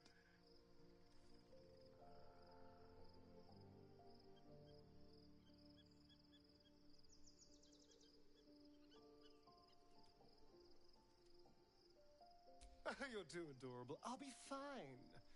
I'm sure they'll bring back memories of so many pathetic years, but I'm much stronger now. If we don't find my brethren, they'll find us, likely with bared fangs. We should get to them first. Then we can make their pretty tongues talk. Unless Cazador has changed their orders, they'll be in the dens of this town, seeking prey.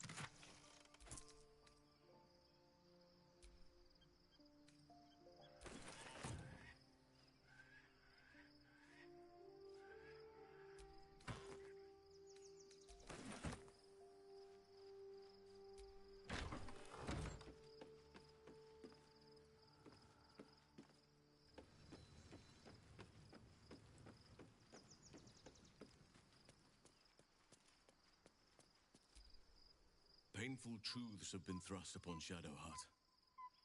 I believe she is strong enough to endure.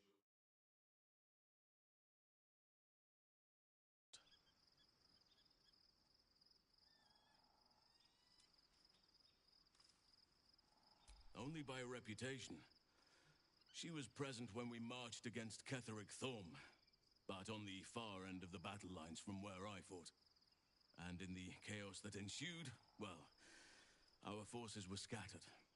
I led some to safety, but never learned of her fate. I'm glad to hear she survived. Though in truth, I should not be surprised. She was always said to be formidable and cunning. I could have learned much from her, no doubt.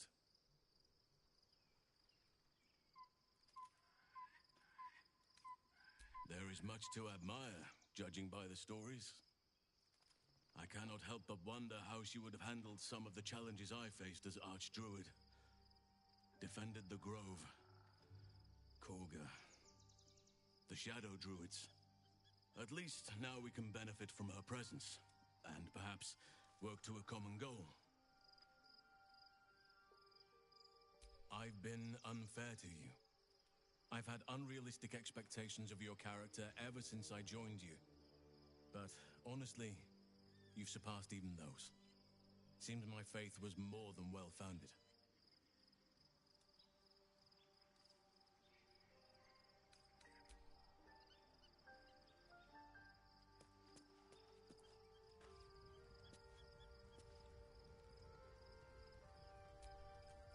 Shadowheart has found a little bit of herself again. Selûne cannot take all of the credit. She may have lit the way, but it is the cleric who took this step. That speaks well of your taste. I've heard my share of bad ballads about things I never did.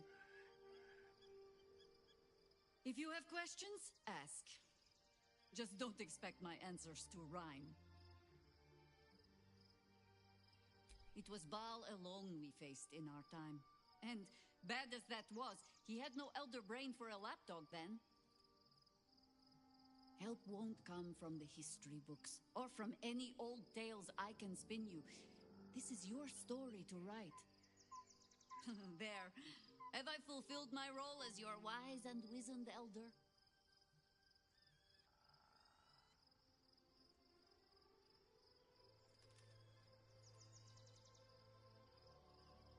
Don't tell me which. Against all life experience, I will choose to assume the best. Ask it. More than I would like. In my youth, I was a brief and very much unwilling member of a colony's hive mind. I felt the way they think, saw the world as they do. Foul, unnatural creatures who find the foulness in us and twist it to their will. But then, who am I speaking to? You have far more experience than I.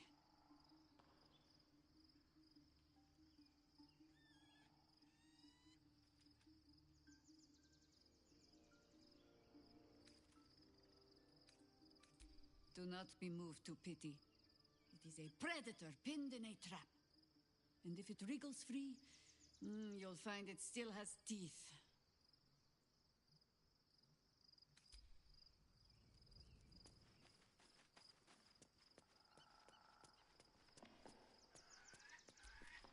Oakfather preserve you. What would you like to know?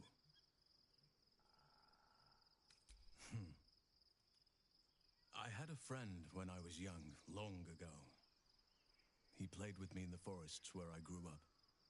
But eventually, I realized no one else had heard of him. It was Thaniel, of course. Nature was my very first friend. I get older, but he hasn't changed a day. I knew then that I had to be more than a companion to him. I had to be a protector.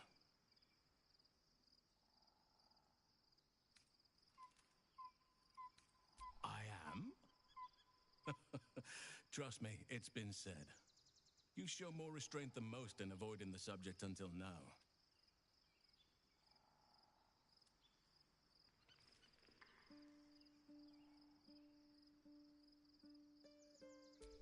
Who's to say? Perhaps there's a half-orc buried somewhere in my ancestry. Or perhaps not. Sometimes I think conventional wisdom is too narrow about what someone can or cannot be. Stranger things have most certainly happened.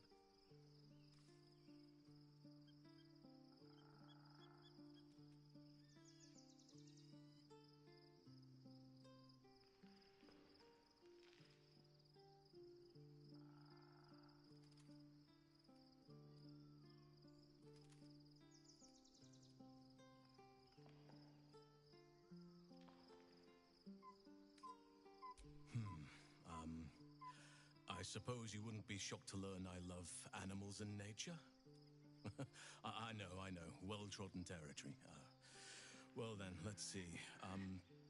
I whittle in my spare time, and I've something of a sweet tooth.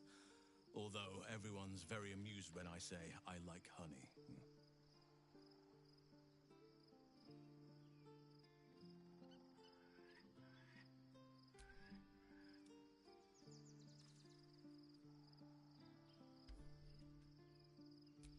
Ornaments, utensils, and ducks.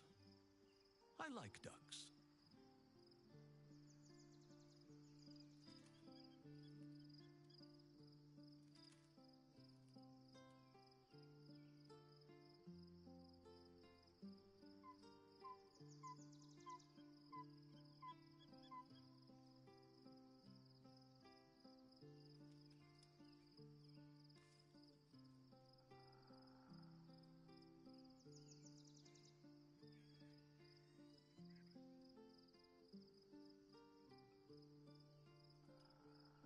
I like what I like.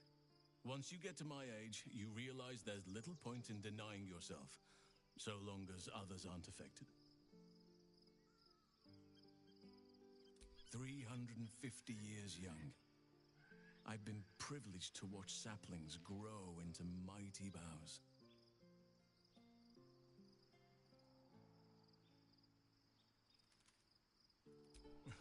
Thank me by returning the favor, why don't you? Come on. I'm sure you've something better than carving wooden ducks.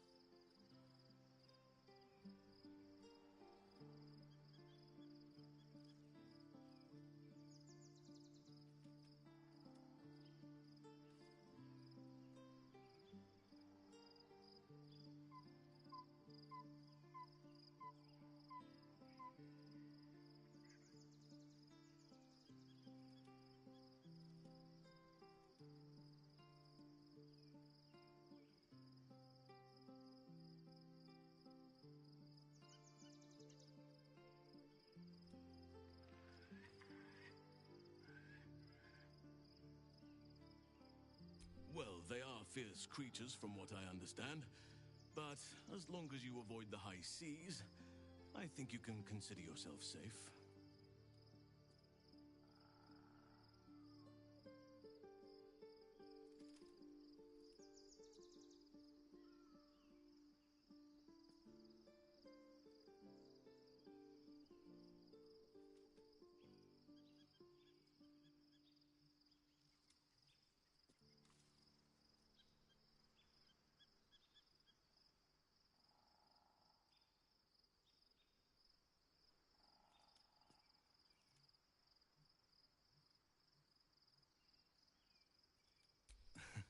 You're not a doppelganger, are you?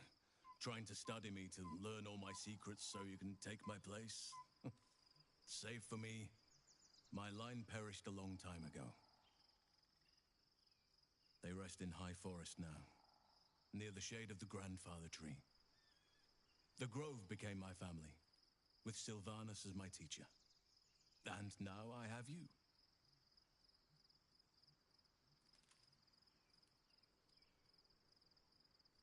It was a long time ago.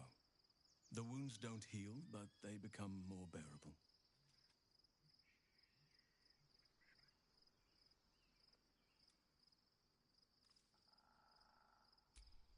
I'm 350 years old. Of course there have been lovers. Just because I love nature doesn't mean I'm betrothed to it. Though sometimes nature needs reminding.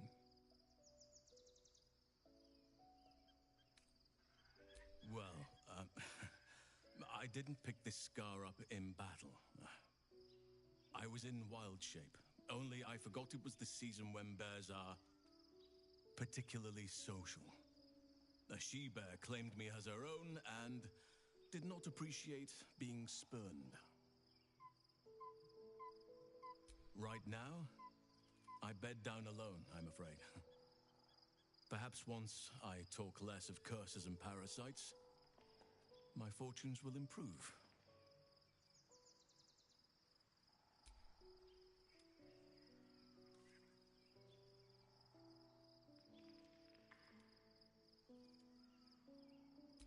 Anytime. I've been unfair to you, but honestly, you've surpassed even those.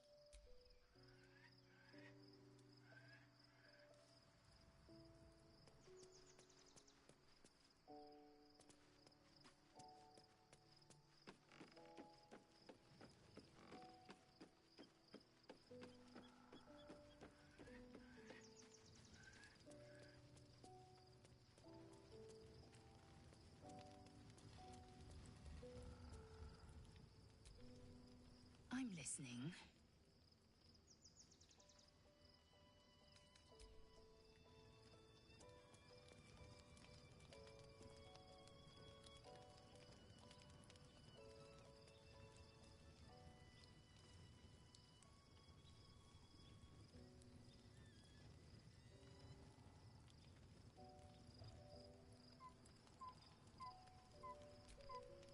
Well met.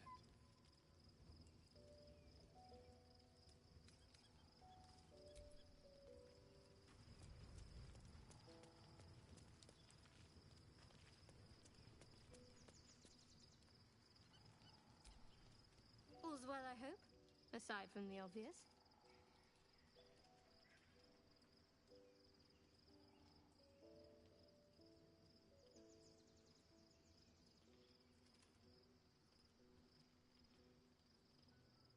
Fine.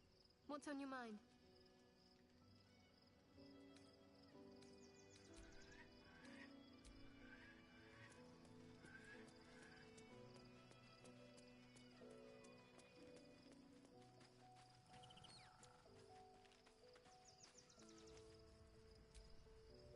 Hey, soldier.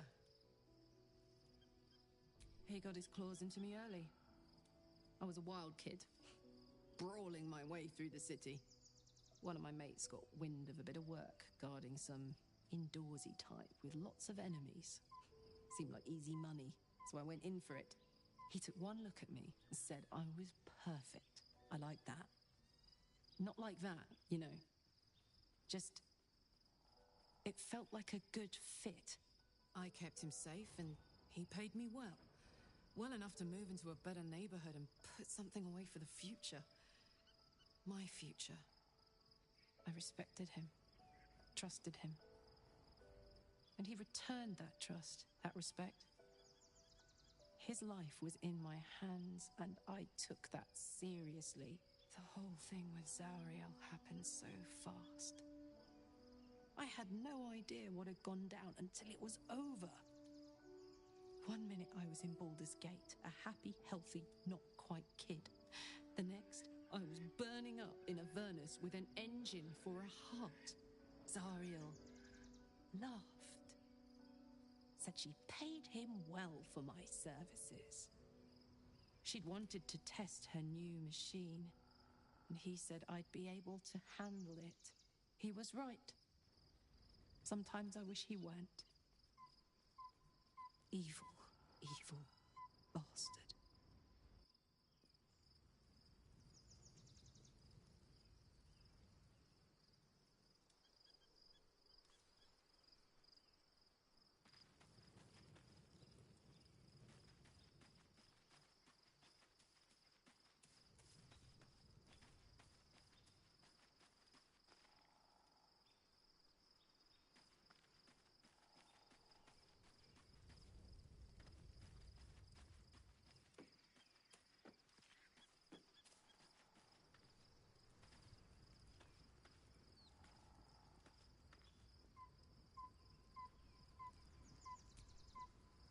there something you want to talk about, my dear? I'm all pointy ears, my love. I don't know.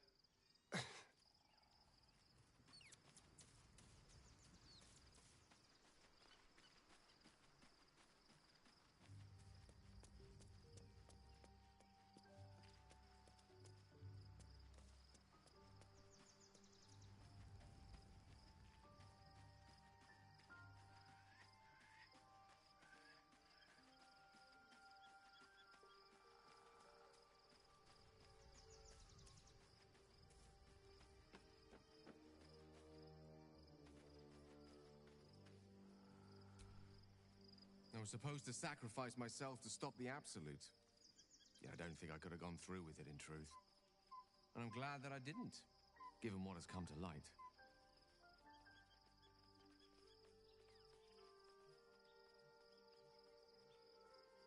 The Elder Brain. But, more importantly, the crown that it wore. Even without seeing it for myself, I could sense it. Netherese magic. So pure, so complete. I doubted what I was feeling at first. Most Netherese artifacts contain only the faintest amount of their former power, the ghost of an echo of a memory. That crown was different. I can't fathom how such a wonder survived. Surely everything of its ilk was destroyed along with Netheril itself, but no matter. It exists. I must learn more of it.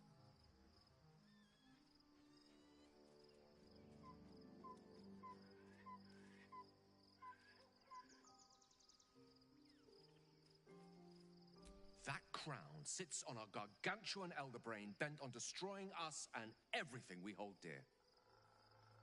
Understanding its true nature might unlock the means of our victory. We need to learn more about what we saw. An artifact as powerful as that crown must have been documented somewhere. As luck would have it, we'll soon find ourselves near one of the finest book collections this side of Candlekeep, Sorceress Sundries. I need to go there and learn all I can. Ha! Sorcerer's Sundries is no mere trading post. It's been serving the arcane community for centuries. Their collection of rare tomes is unparalleled. Netherese texts are hardly commonplace, but I'm certain they'll have one or two stashed away. You'll have to forgive my eagerness, but if my suspicions prove to hold water, this could be the answer to all our problems.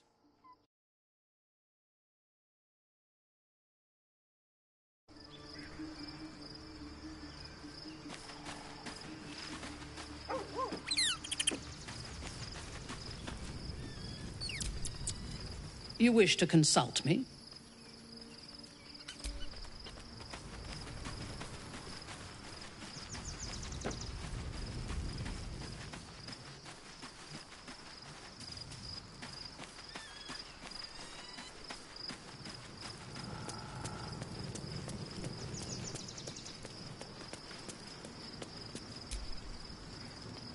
I wasn't expecting it, but I'm glad to have some company on this journey.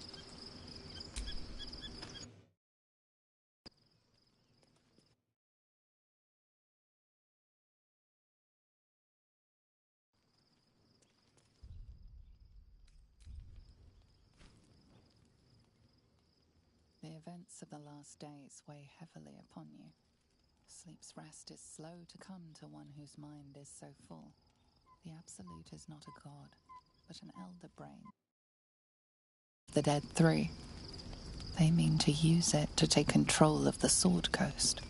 All who carry the tadpole are governed by the brain, and by extension the Chosen. It will take but one order to transform them into an army of mind flayers. This would have been your fate too, were it not for the astral prison and the mysterious visitor inside of it.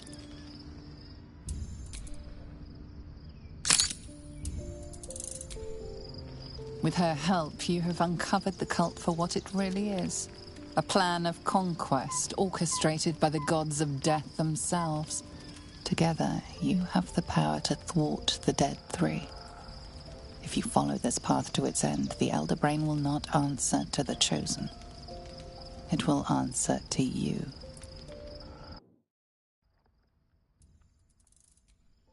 Will you liberate them from their parasites and their religious delusions? Or will you use the power you gain for your own purposes?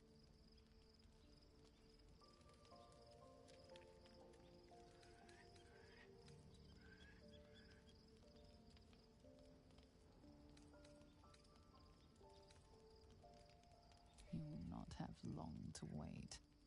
All you need to do now is sleep. But sleep is not for you.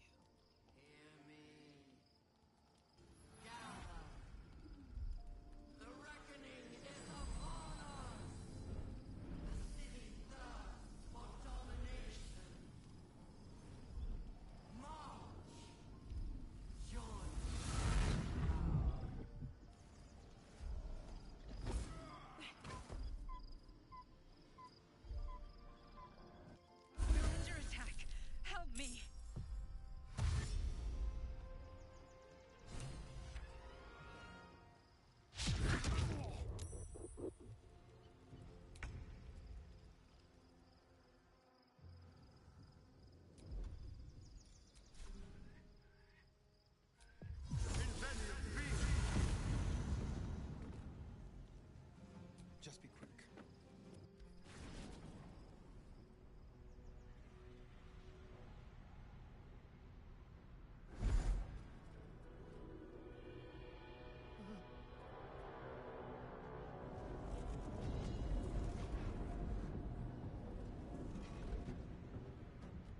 That thing's not going to hold together much longer.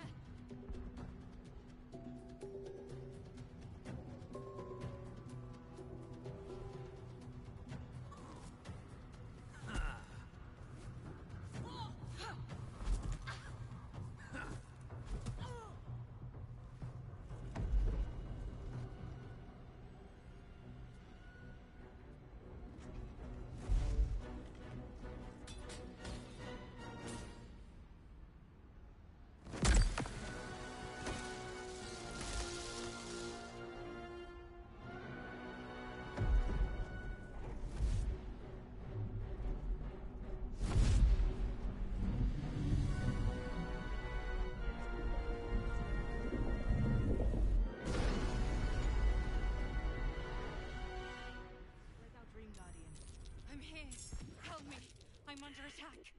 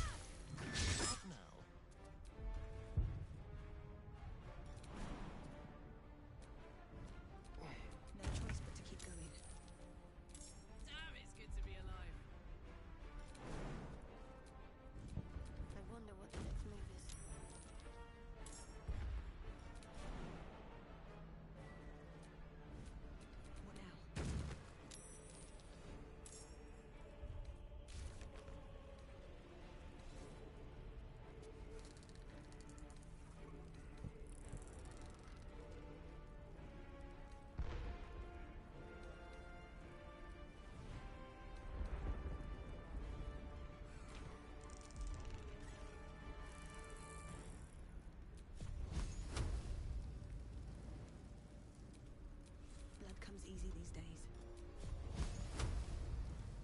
Ignis! Can't afford to let up.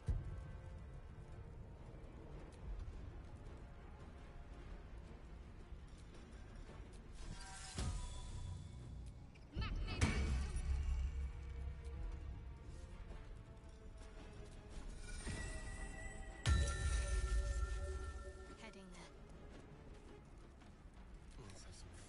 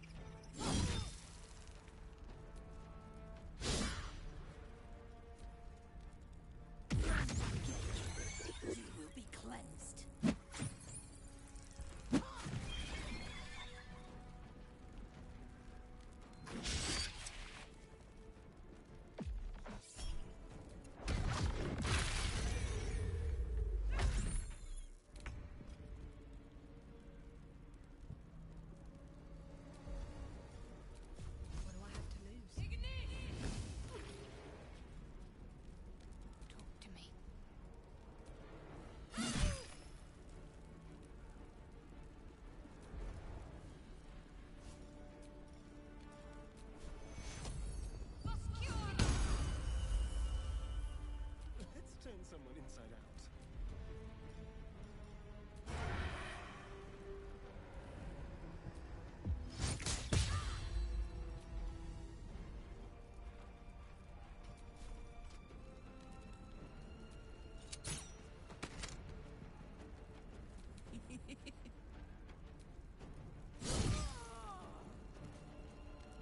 Need to learn the hard way.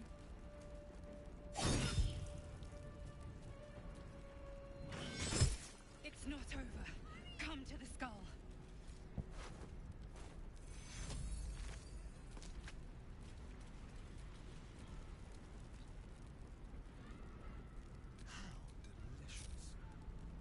Never a dull moment. Hurry! I can't hold them back alone.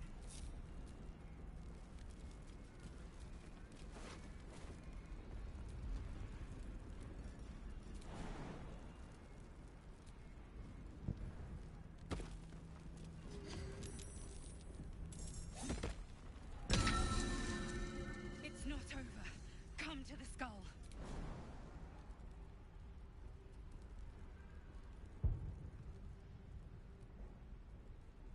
I need you now.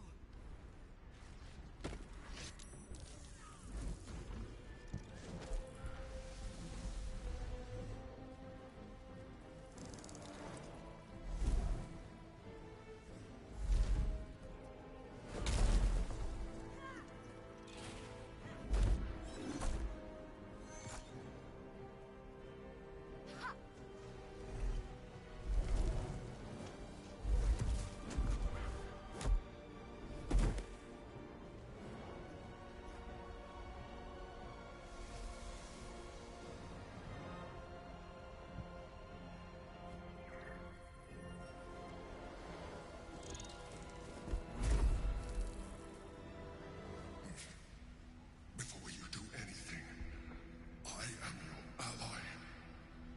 We are in danger. The Githyanki is the source of our protection against the Absolute. I must subdue him, or everything we've worked towards is lost. Don't let my form deceive you. I am the one that's been protecting you.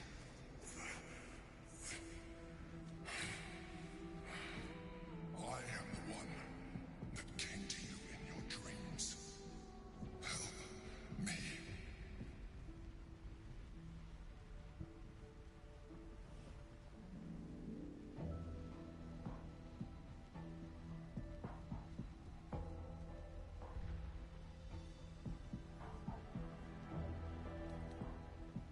You saved a child from a viper back in the Druid's Grove. You saved the Asima Night Song from her soul cage.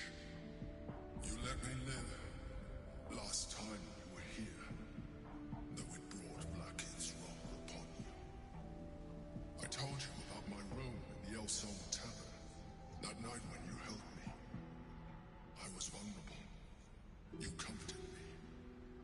Your continued existence as yourself and not a mind flayer should be all the proof you need. Now, help me.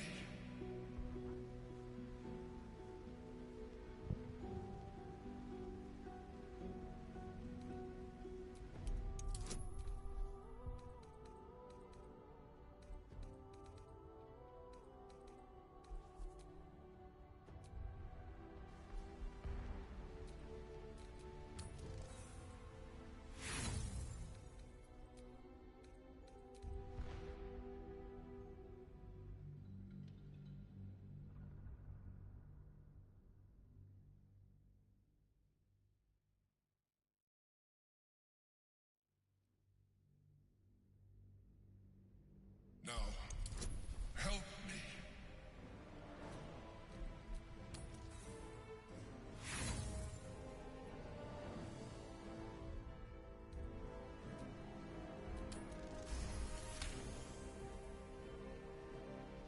Despite your best attempts to be subtle, the Mind Flayer's awareness is everywhere.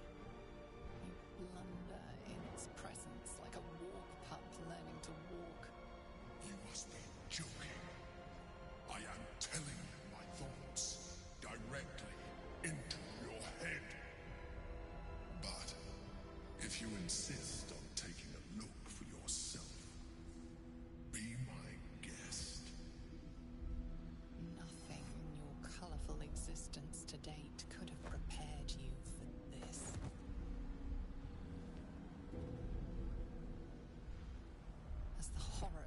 sides, you are left with only one coherent thought. You must do whatever you can to subdue the Githyanki. Happy? Now, join me. Fight! Together, we can turn the tide.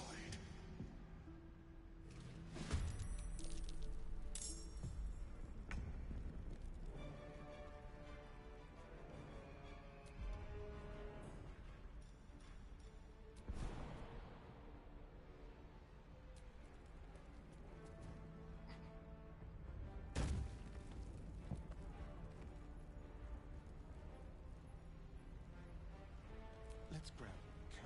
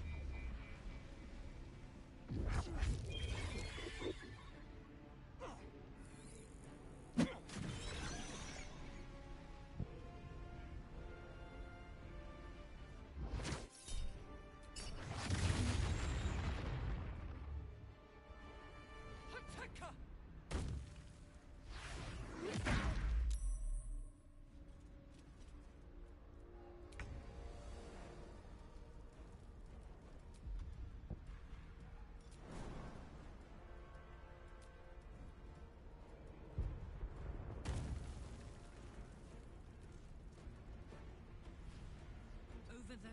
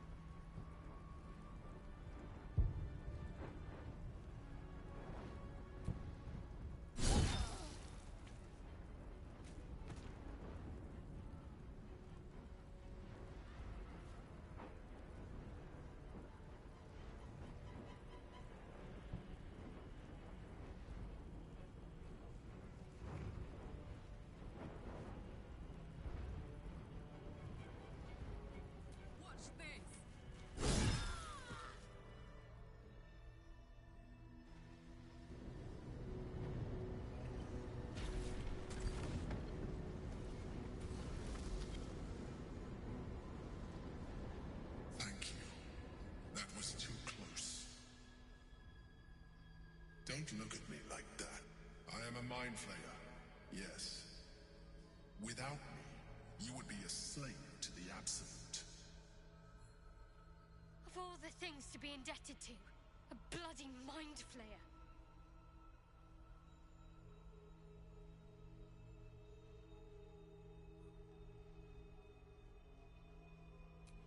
You may call me the Emperor. An adventurer. I came from Baldur's Gate, though I was never one to be constrained by circumstance. I longed for more. That longing brought me to Moonrise Towers on a search for treasure. To a colony of mind flayers who caught me, changed me into what I am now.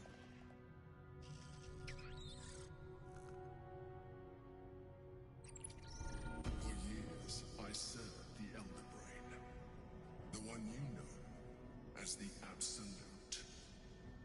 I was a thrall like any other, but I was fortunate. I broke free and started a new life in my old city. I sustained myself on criminals, unglamorous, but there are plenty of them, rarely missed, and they fueled me while I did my work. I had the good fortune to meet Duke Stelmane.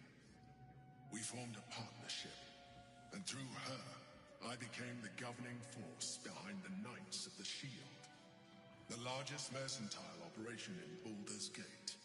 People referred to me as the Emperor. Such was my influence, though of course they had no idea what I really was. My needs were sated. I was happy for a while, until my true nature was discovered by the tyrant himself, Lord Gortash.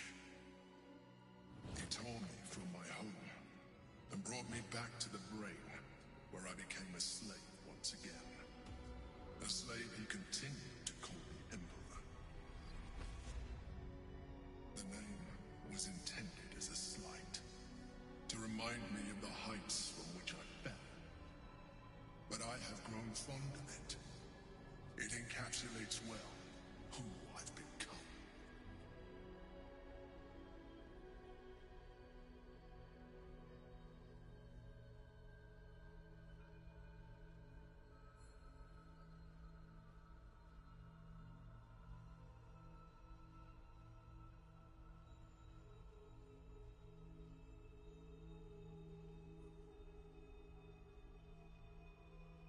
Indeed, his hubris knows no bounds. To enslave me, that was his nature. But to enslave an Elder Brain, a questionable decision. I shall look forward to sharing his downfall with you.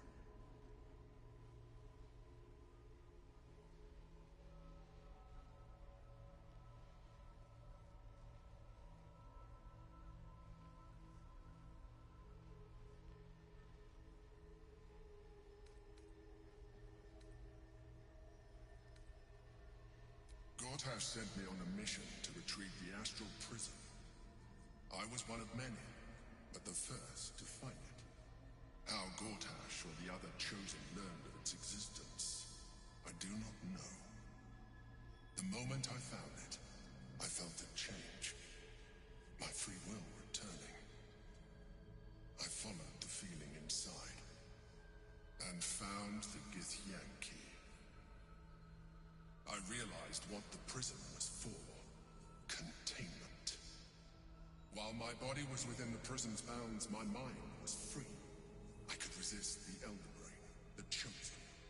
Better yet, I could plan to overthrow them. All I needed to do was subdue the Githyanki, and find allies in the outer world. You.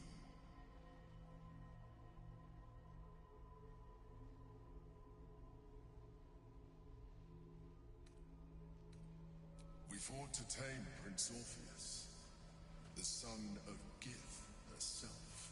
His power has been the source of your continued protection against the voice of the Absolute. The power to disrupt hive mind communication. It is the same power that enabled Orpheus's mother to bring about the fall of the Illithid Empire eons ago. A power she passed on to him, and that I leveraged for you. When Orpheus's mother left, a usurper took her place. Blackith declared herself queen of the Githyanki. Blackith wanted his power, but Orpheus rose against her, and so she sealed him and his honor guard within this prison. Bound by infernal chains, Orpheus could never leave. Bound by duty, his guard never would. They were close to breaking my hold on that prince. And if they had succeeded, we would be lost. I am relieved. You have embraced your potential enough that you could help me eliminate them. Alone, Orpheus will be much easier to control.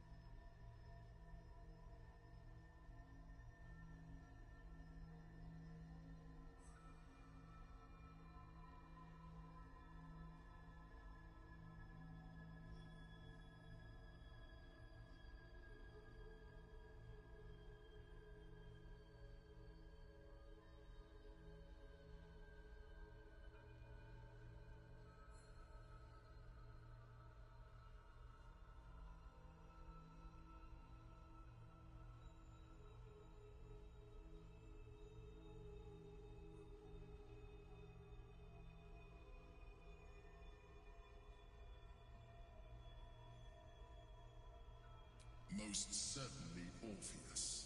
He is a threat to her reign. Some Githyanki still revere him, in defiance of their teachings. Blackith was safe as long as they believed him to be dead. But as you can see, he is very much alive. She kept him this way because she was reluctant to eradicate such power. Power that she might one day wish to take from him. If the Githyanki ever find out what she has done, there will be civil war. Blackith will be finished.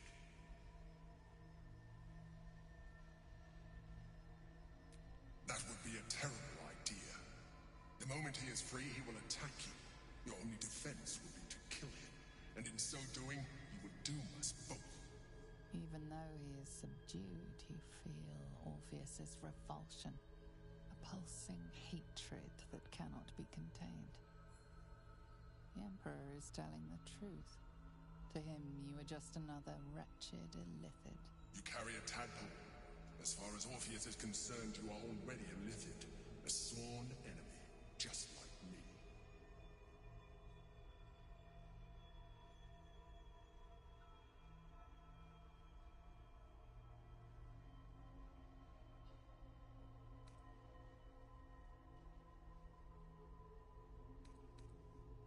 You are already more Illithid than you realize.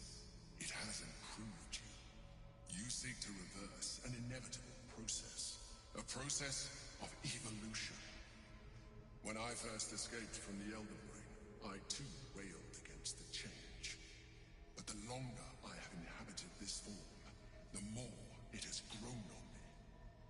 Even if my original body remained intact after I transformed, I would not return to it. Doing so would only impose limitations. As an Illithid, I have far surpassed who I ever was before. You too should embrace this change.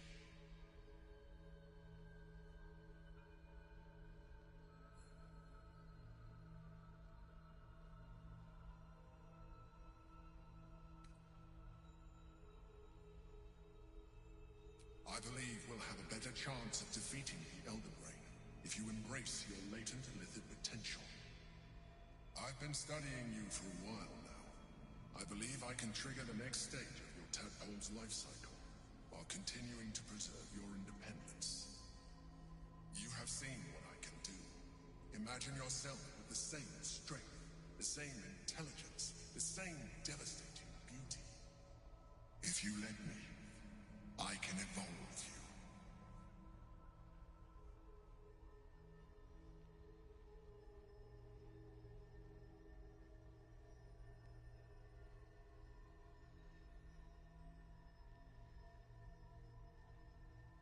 You will be able to do things you never thought were possible.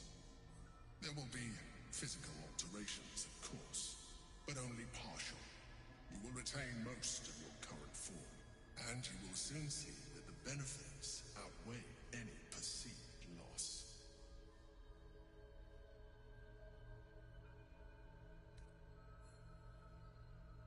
The answer is twofold. One, I can, but it would kill you, as I told you before. Two, why would I? You have done well with the limited form you have, but you would do far better as an Illithid. So, do you wish to evolve or not? Even as you say the words, you feel a lurch of disappointment. Your mind bristles with Illithid potential. How could you be so cruel as to deny yourself what you want most in the world? I felt that. It's your nature. You cannot fight it. So embrace it.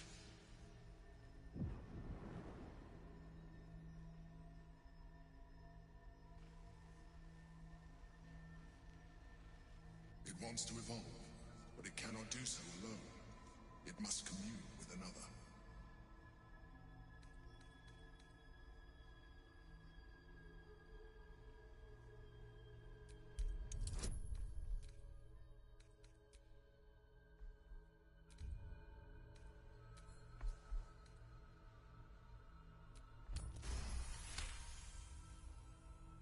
A wave of disappointment, stronger than any you've ever felt.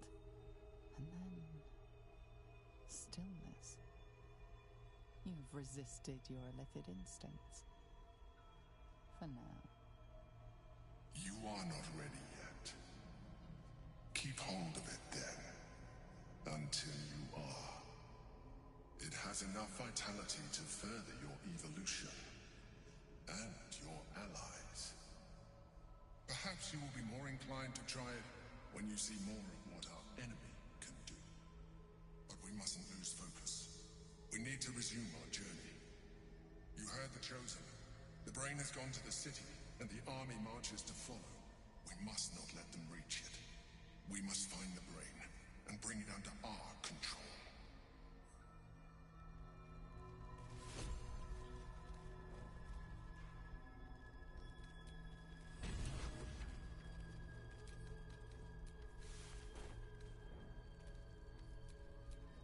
Is that blood? No, never mind.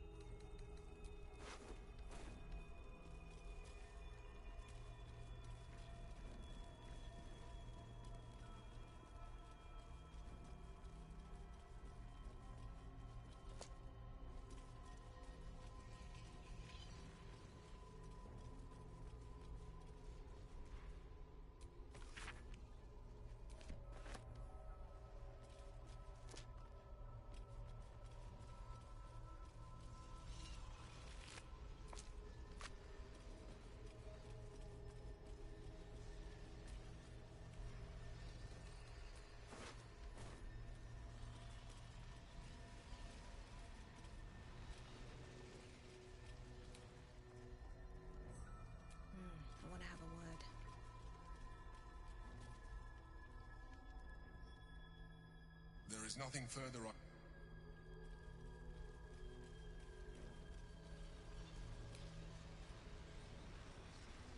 Here goes nothing.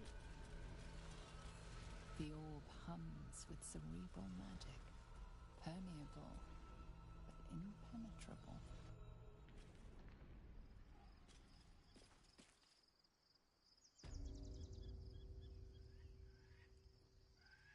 It's been a long day. I need to rest soon.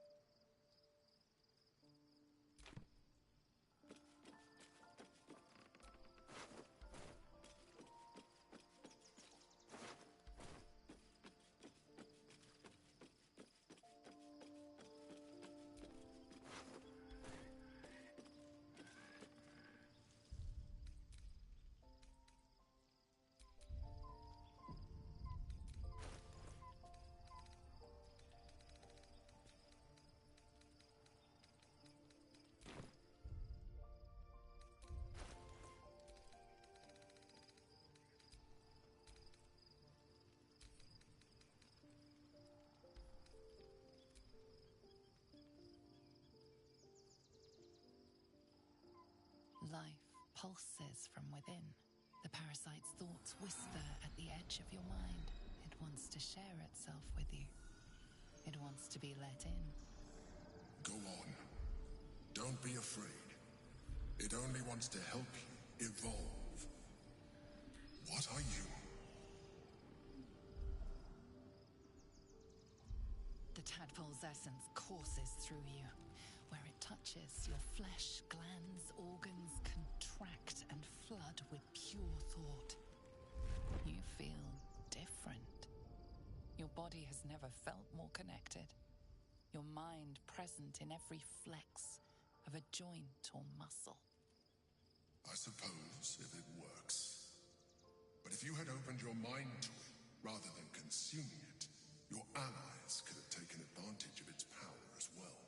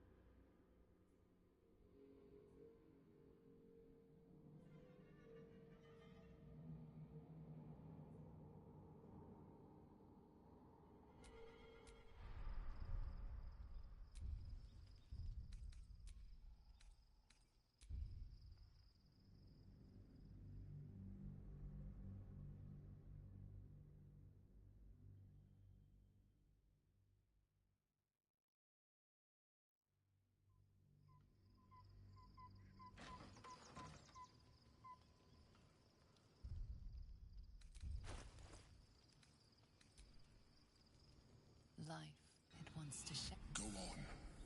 Don't be A coldness seeps through your veins as the tadpole awakens, its yearning almost unbearable. Your mind is a veritable feast.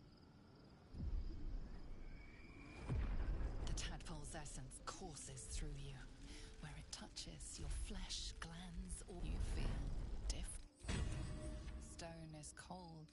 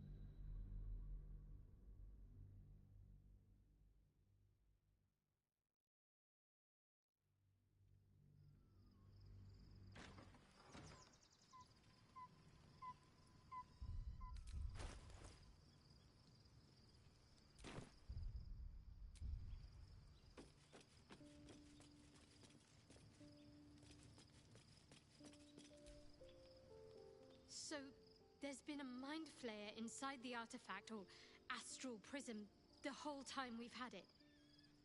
Sounds like utter madness, even though I've seen it with my own eyes. The more I learn, the less I understand just why I was sent to retrieve that thing. But it matters little now. I do not serve Shah anymore, nor the Mother Superior. The prism is no longer my mission. Saving my parents is. But I digress. Did you want something? Fine. What's on your mind?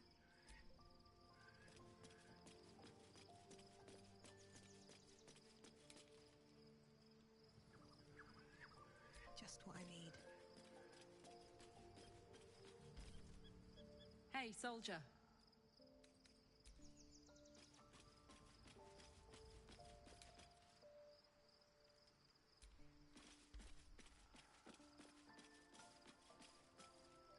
So, we owe our lack of tentacles to one of the very creatures that kidnapped us.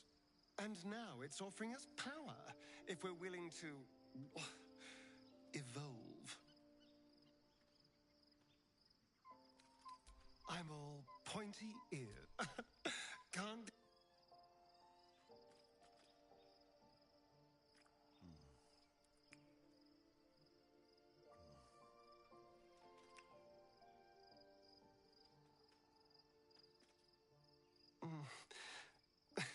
I do rather like that, you know.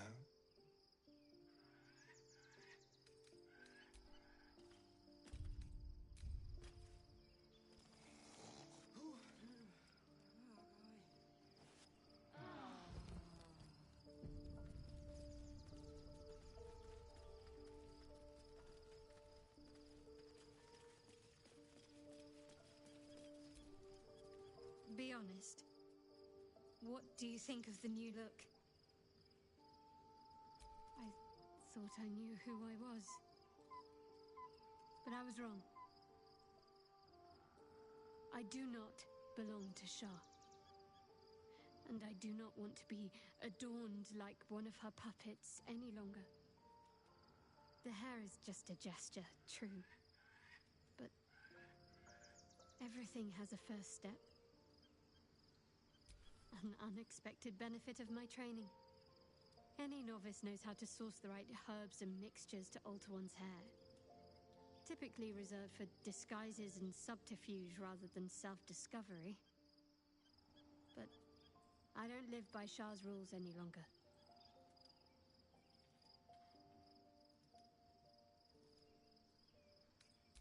Well, I'm glad someone does.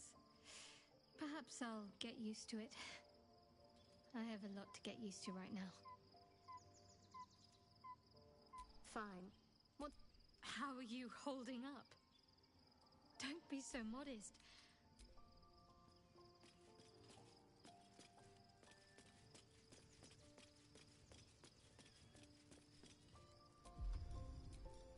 Your parasite communes with Lae'zel's. Her heart races as she learns of the events inside the astral. Orpheus, Gith's only son. It is not the Geich visitor that Vlaakith would destroy and Voss would set free. It is Orpheus, the blood of the mother, the prince of the comet.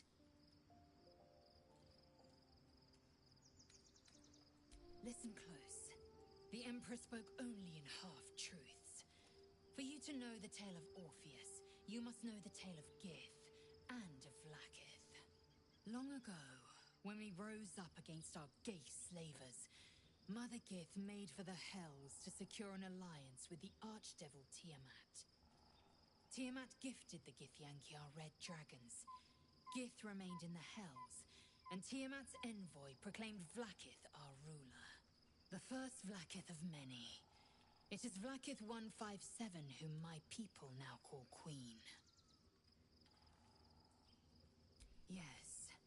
Our current queen has claimed undeath and reigned for 1,000 years. But it was the first whom Orpheus tried to slay. Orpheus is Gith's only son. He led his mother's own honor guard in a coup against Vlaakith I. It was Kithrak Voss himself who slayed the prince in vicious battle. Or so the Varshas teach us. Yet the Prince of the Comet's been with us, subdued by that repugnant Illithid. Should Orpheus go free, he would tear Vlaakith's empire to pieces and build new glory from the scraps.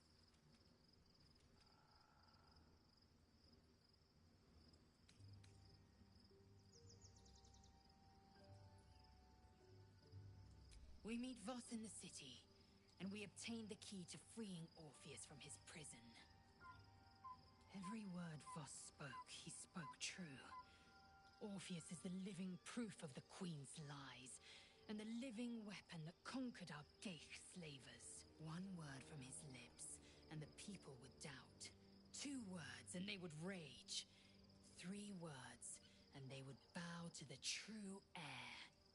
If the Githyanki are to be free, the Prince of the Comet must lead the way.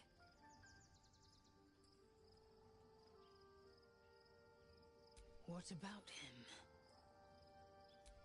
The historical slates describe Orpheus as a fearsome, terrible creature, powerful beyond measure, and enthralled by the Geich. So mad with power, he'd smash through the Githyanki Empire and deliver the shards to his Illithid masters. And glowing with such psionic force that he and his red dragon blazed a trail through the skies. A lethal comet careening towards my people. Lies, of course. Vlaakith spread a false image of Orpheus as monstrous betrayer, and her knights as the butchers who sliced him through. She was right to fear him, I'll grant her that. So great is the comet, it could shatter her reign.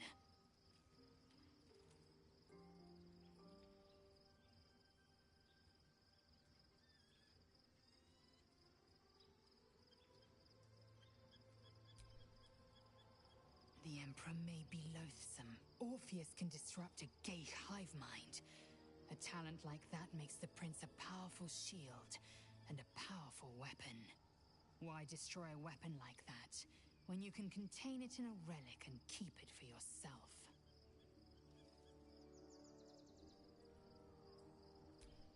A weapon is only an asset for as long as it isn't pointed at you. The means of Vlaakith's own end has been ripped away from her. Better to have Orpheus killed than to risk his escape. Better to risk the rise of Illithids than let the Prince of the Comet deny her the godhood she craves.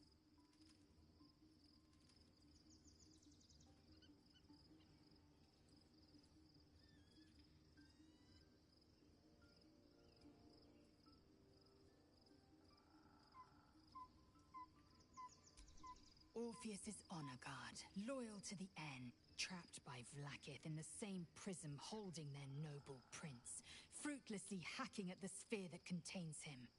They see us as Geich, tadpoled husks in the Emperor's thrall. I regret their deaths, but I pledge to live as they perished, in the service of Gith's son.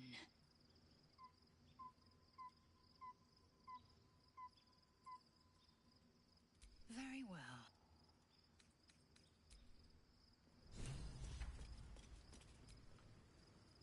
Love Shadowheart's new look. Softer, less severe. It suits her.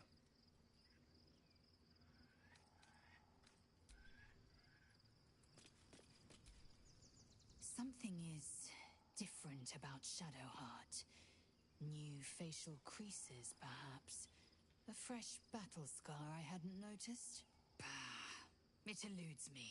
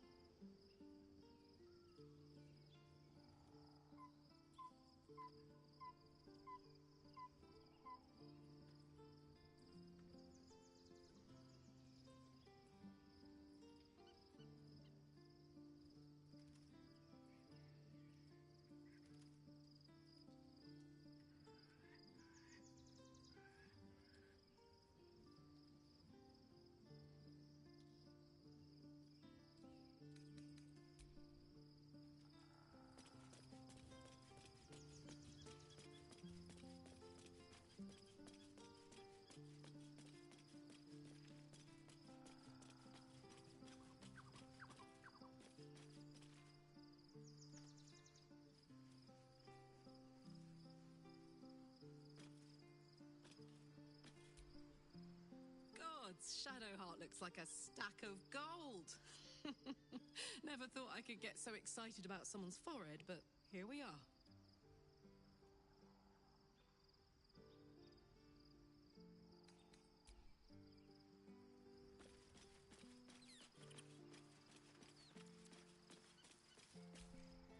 Looking forward to a bit of rest, if I'm honest. It's been a long century.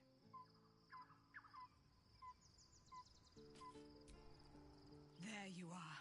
I have awaited your arrival with great anticipation. Come closer. Feel my voice rattle your bones as I proclaim our victory. Moon Maiden Seluna, hear me. Ketheric Thorm, traitor, apostle of Merkel, is dead at last. My mate, Most High, darling Isabel, is safe and well. Safe and well, and return to my embrace. Blessings upon the slayer of the Wicked One. We are a powerful party indeed. Faerun itself trembles at our touch. My darling Isabel says we will stay allied at your side. I am pleased to hear it. Pray, ask, and I will tell. Do I not radiate with my mother's brightness, her glory? There can be no doubt. I am of her silvered flesh, her celestial womb.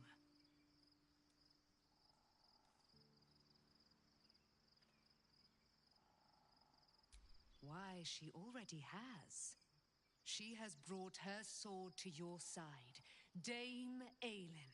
So mighty are her wonders, her great wisdom. Together, we will set this fair land free of tyranny and murder.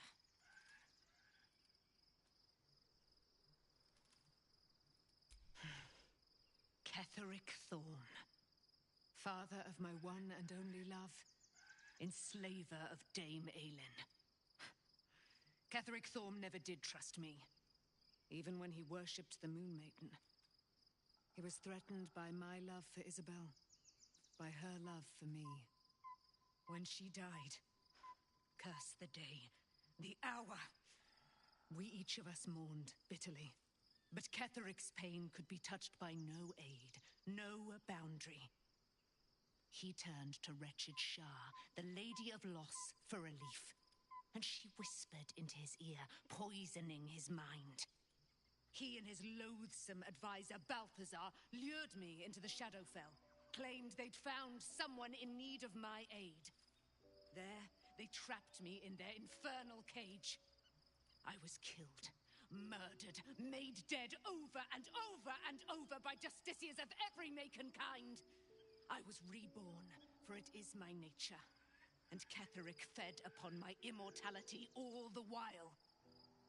But lo, the brute is dead, and we live!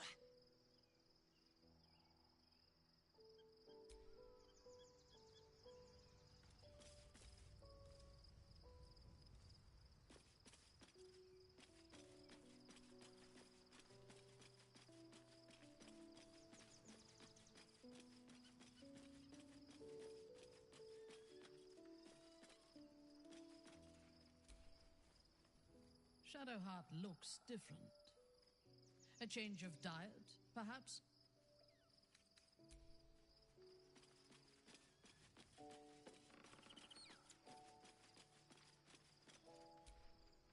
There's no more radiant sight than that of someone who's learned to love themselves anew.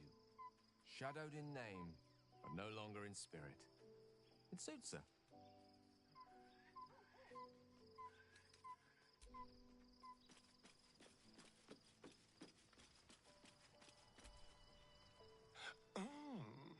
We have a new look for a new Shadowheart. Nice as it is, she still doesn't have the best hair in the camp.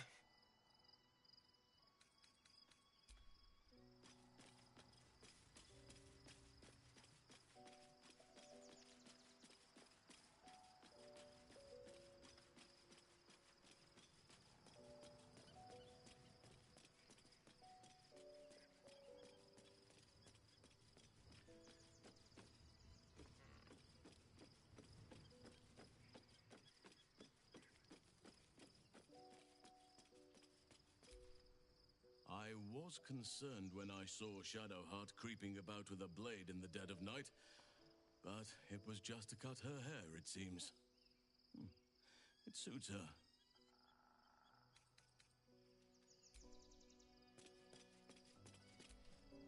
Shadowheart walks a little freer of the shadows. She could shave her skull and paint it purple. It would still suit her.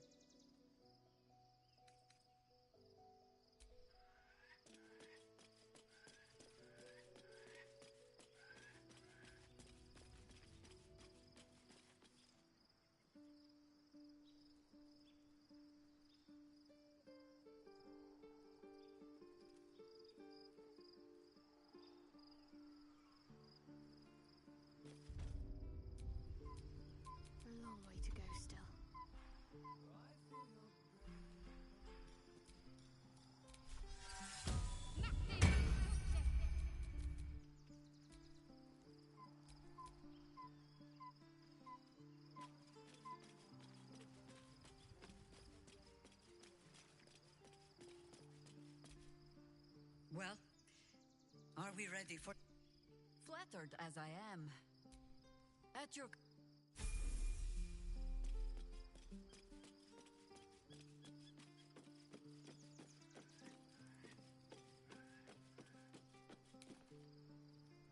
Don't waste a step.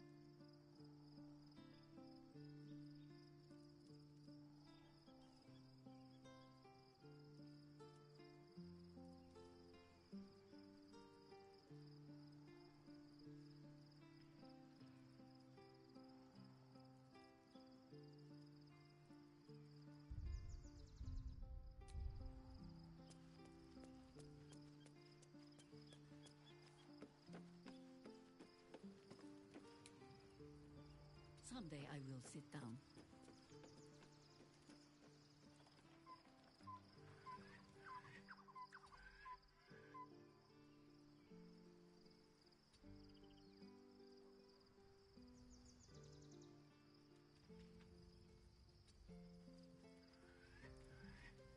Nod and smile.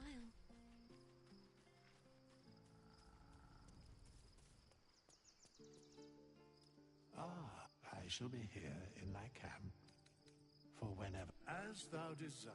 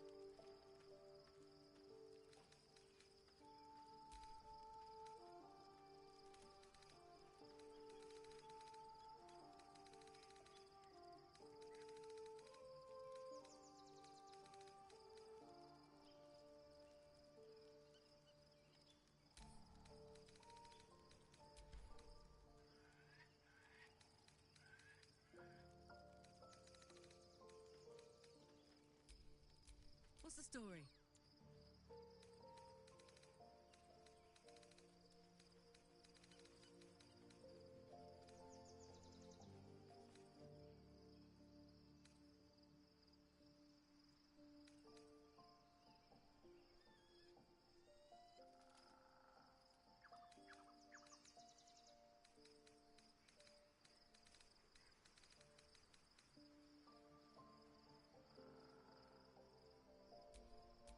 Still alive, so that's progress.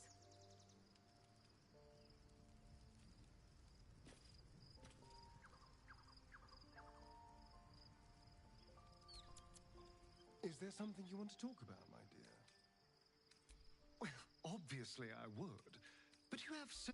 In that case...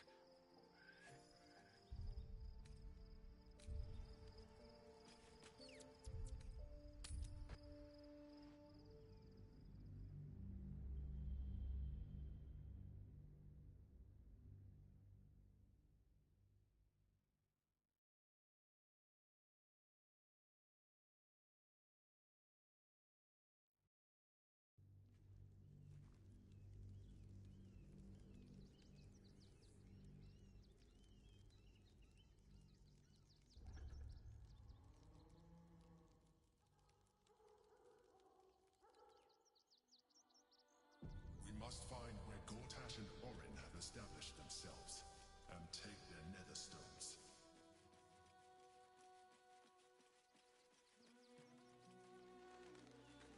Do what we can to find them. What they know could help us.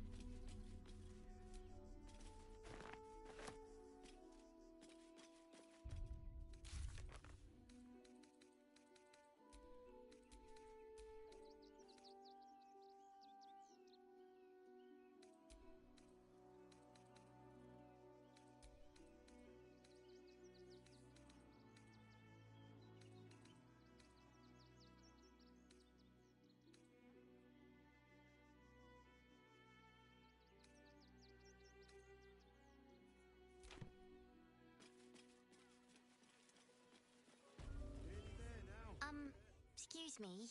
I can't find my mum. She was sick. She had spots on her face and hands.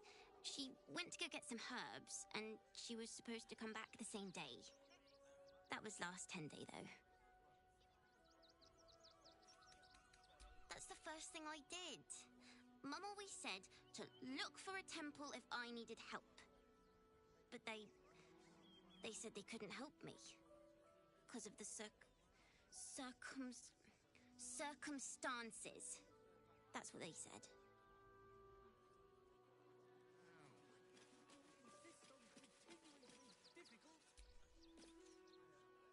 Soldier, this is it. We're almost to the city. First through Worm's Crossing, then on to the lower city. Oh, it smells the exact same. 10 years on, but... Hi. I'm... So much wrong with that name. Seeing that for days. My feet hurt.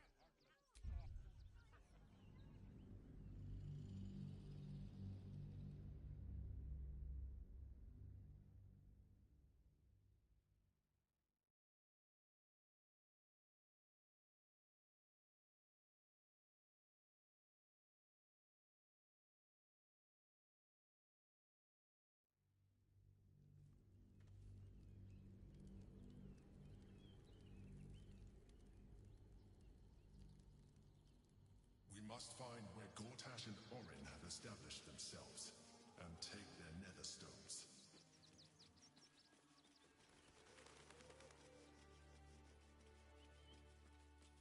We should do what we can to find them. What they know could help us.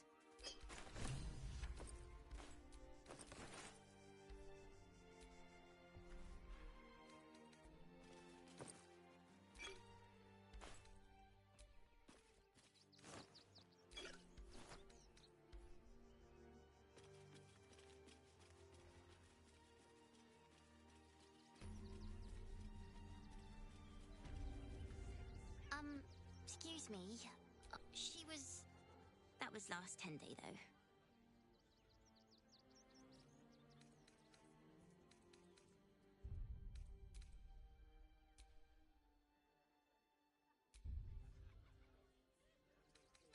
That's the first thing but they...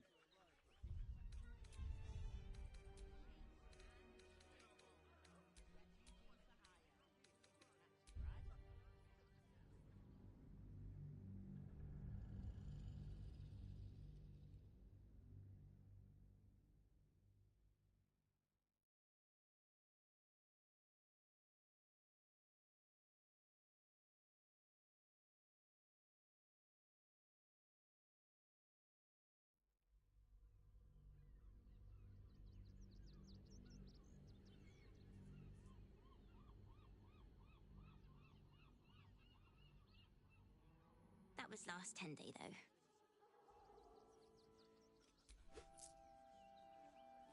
Oh, thank you so much. I don't have anything, and you can't do anything without any coin. I'll pay you back when I find my mum.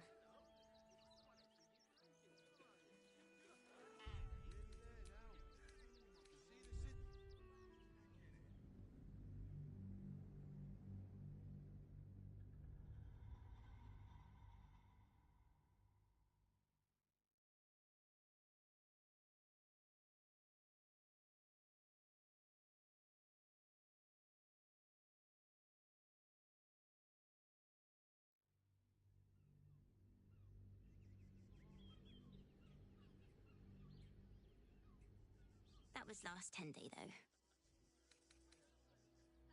That's the first thing I did.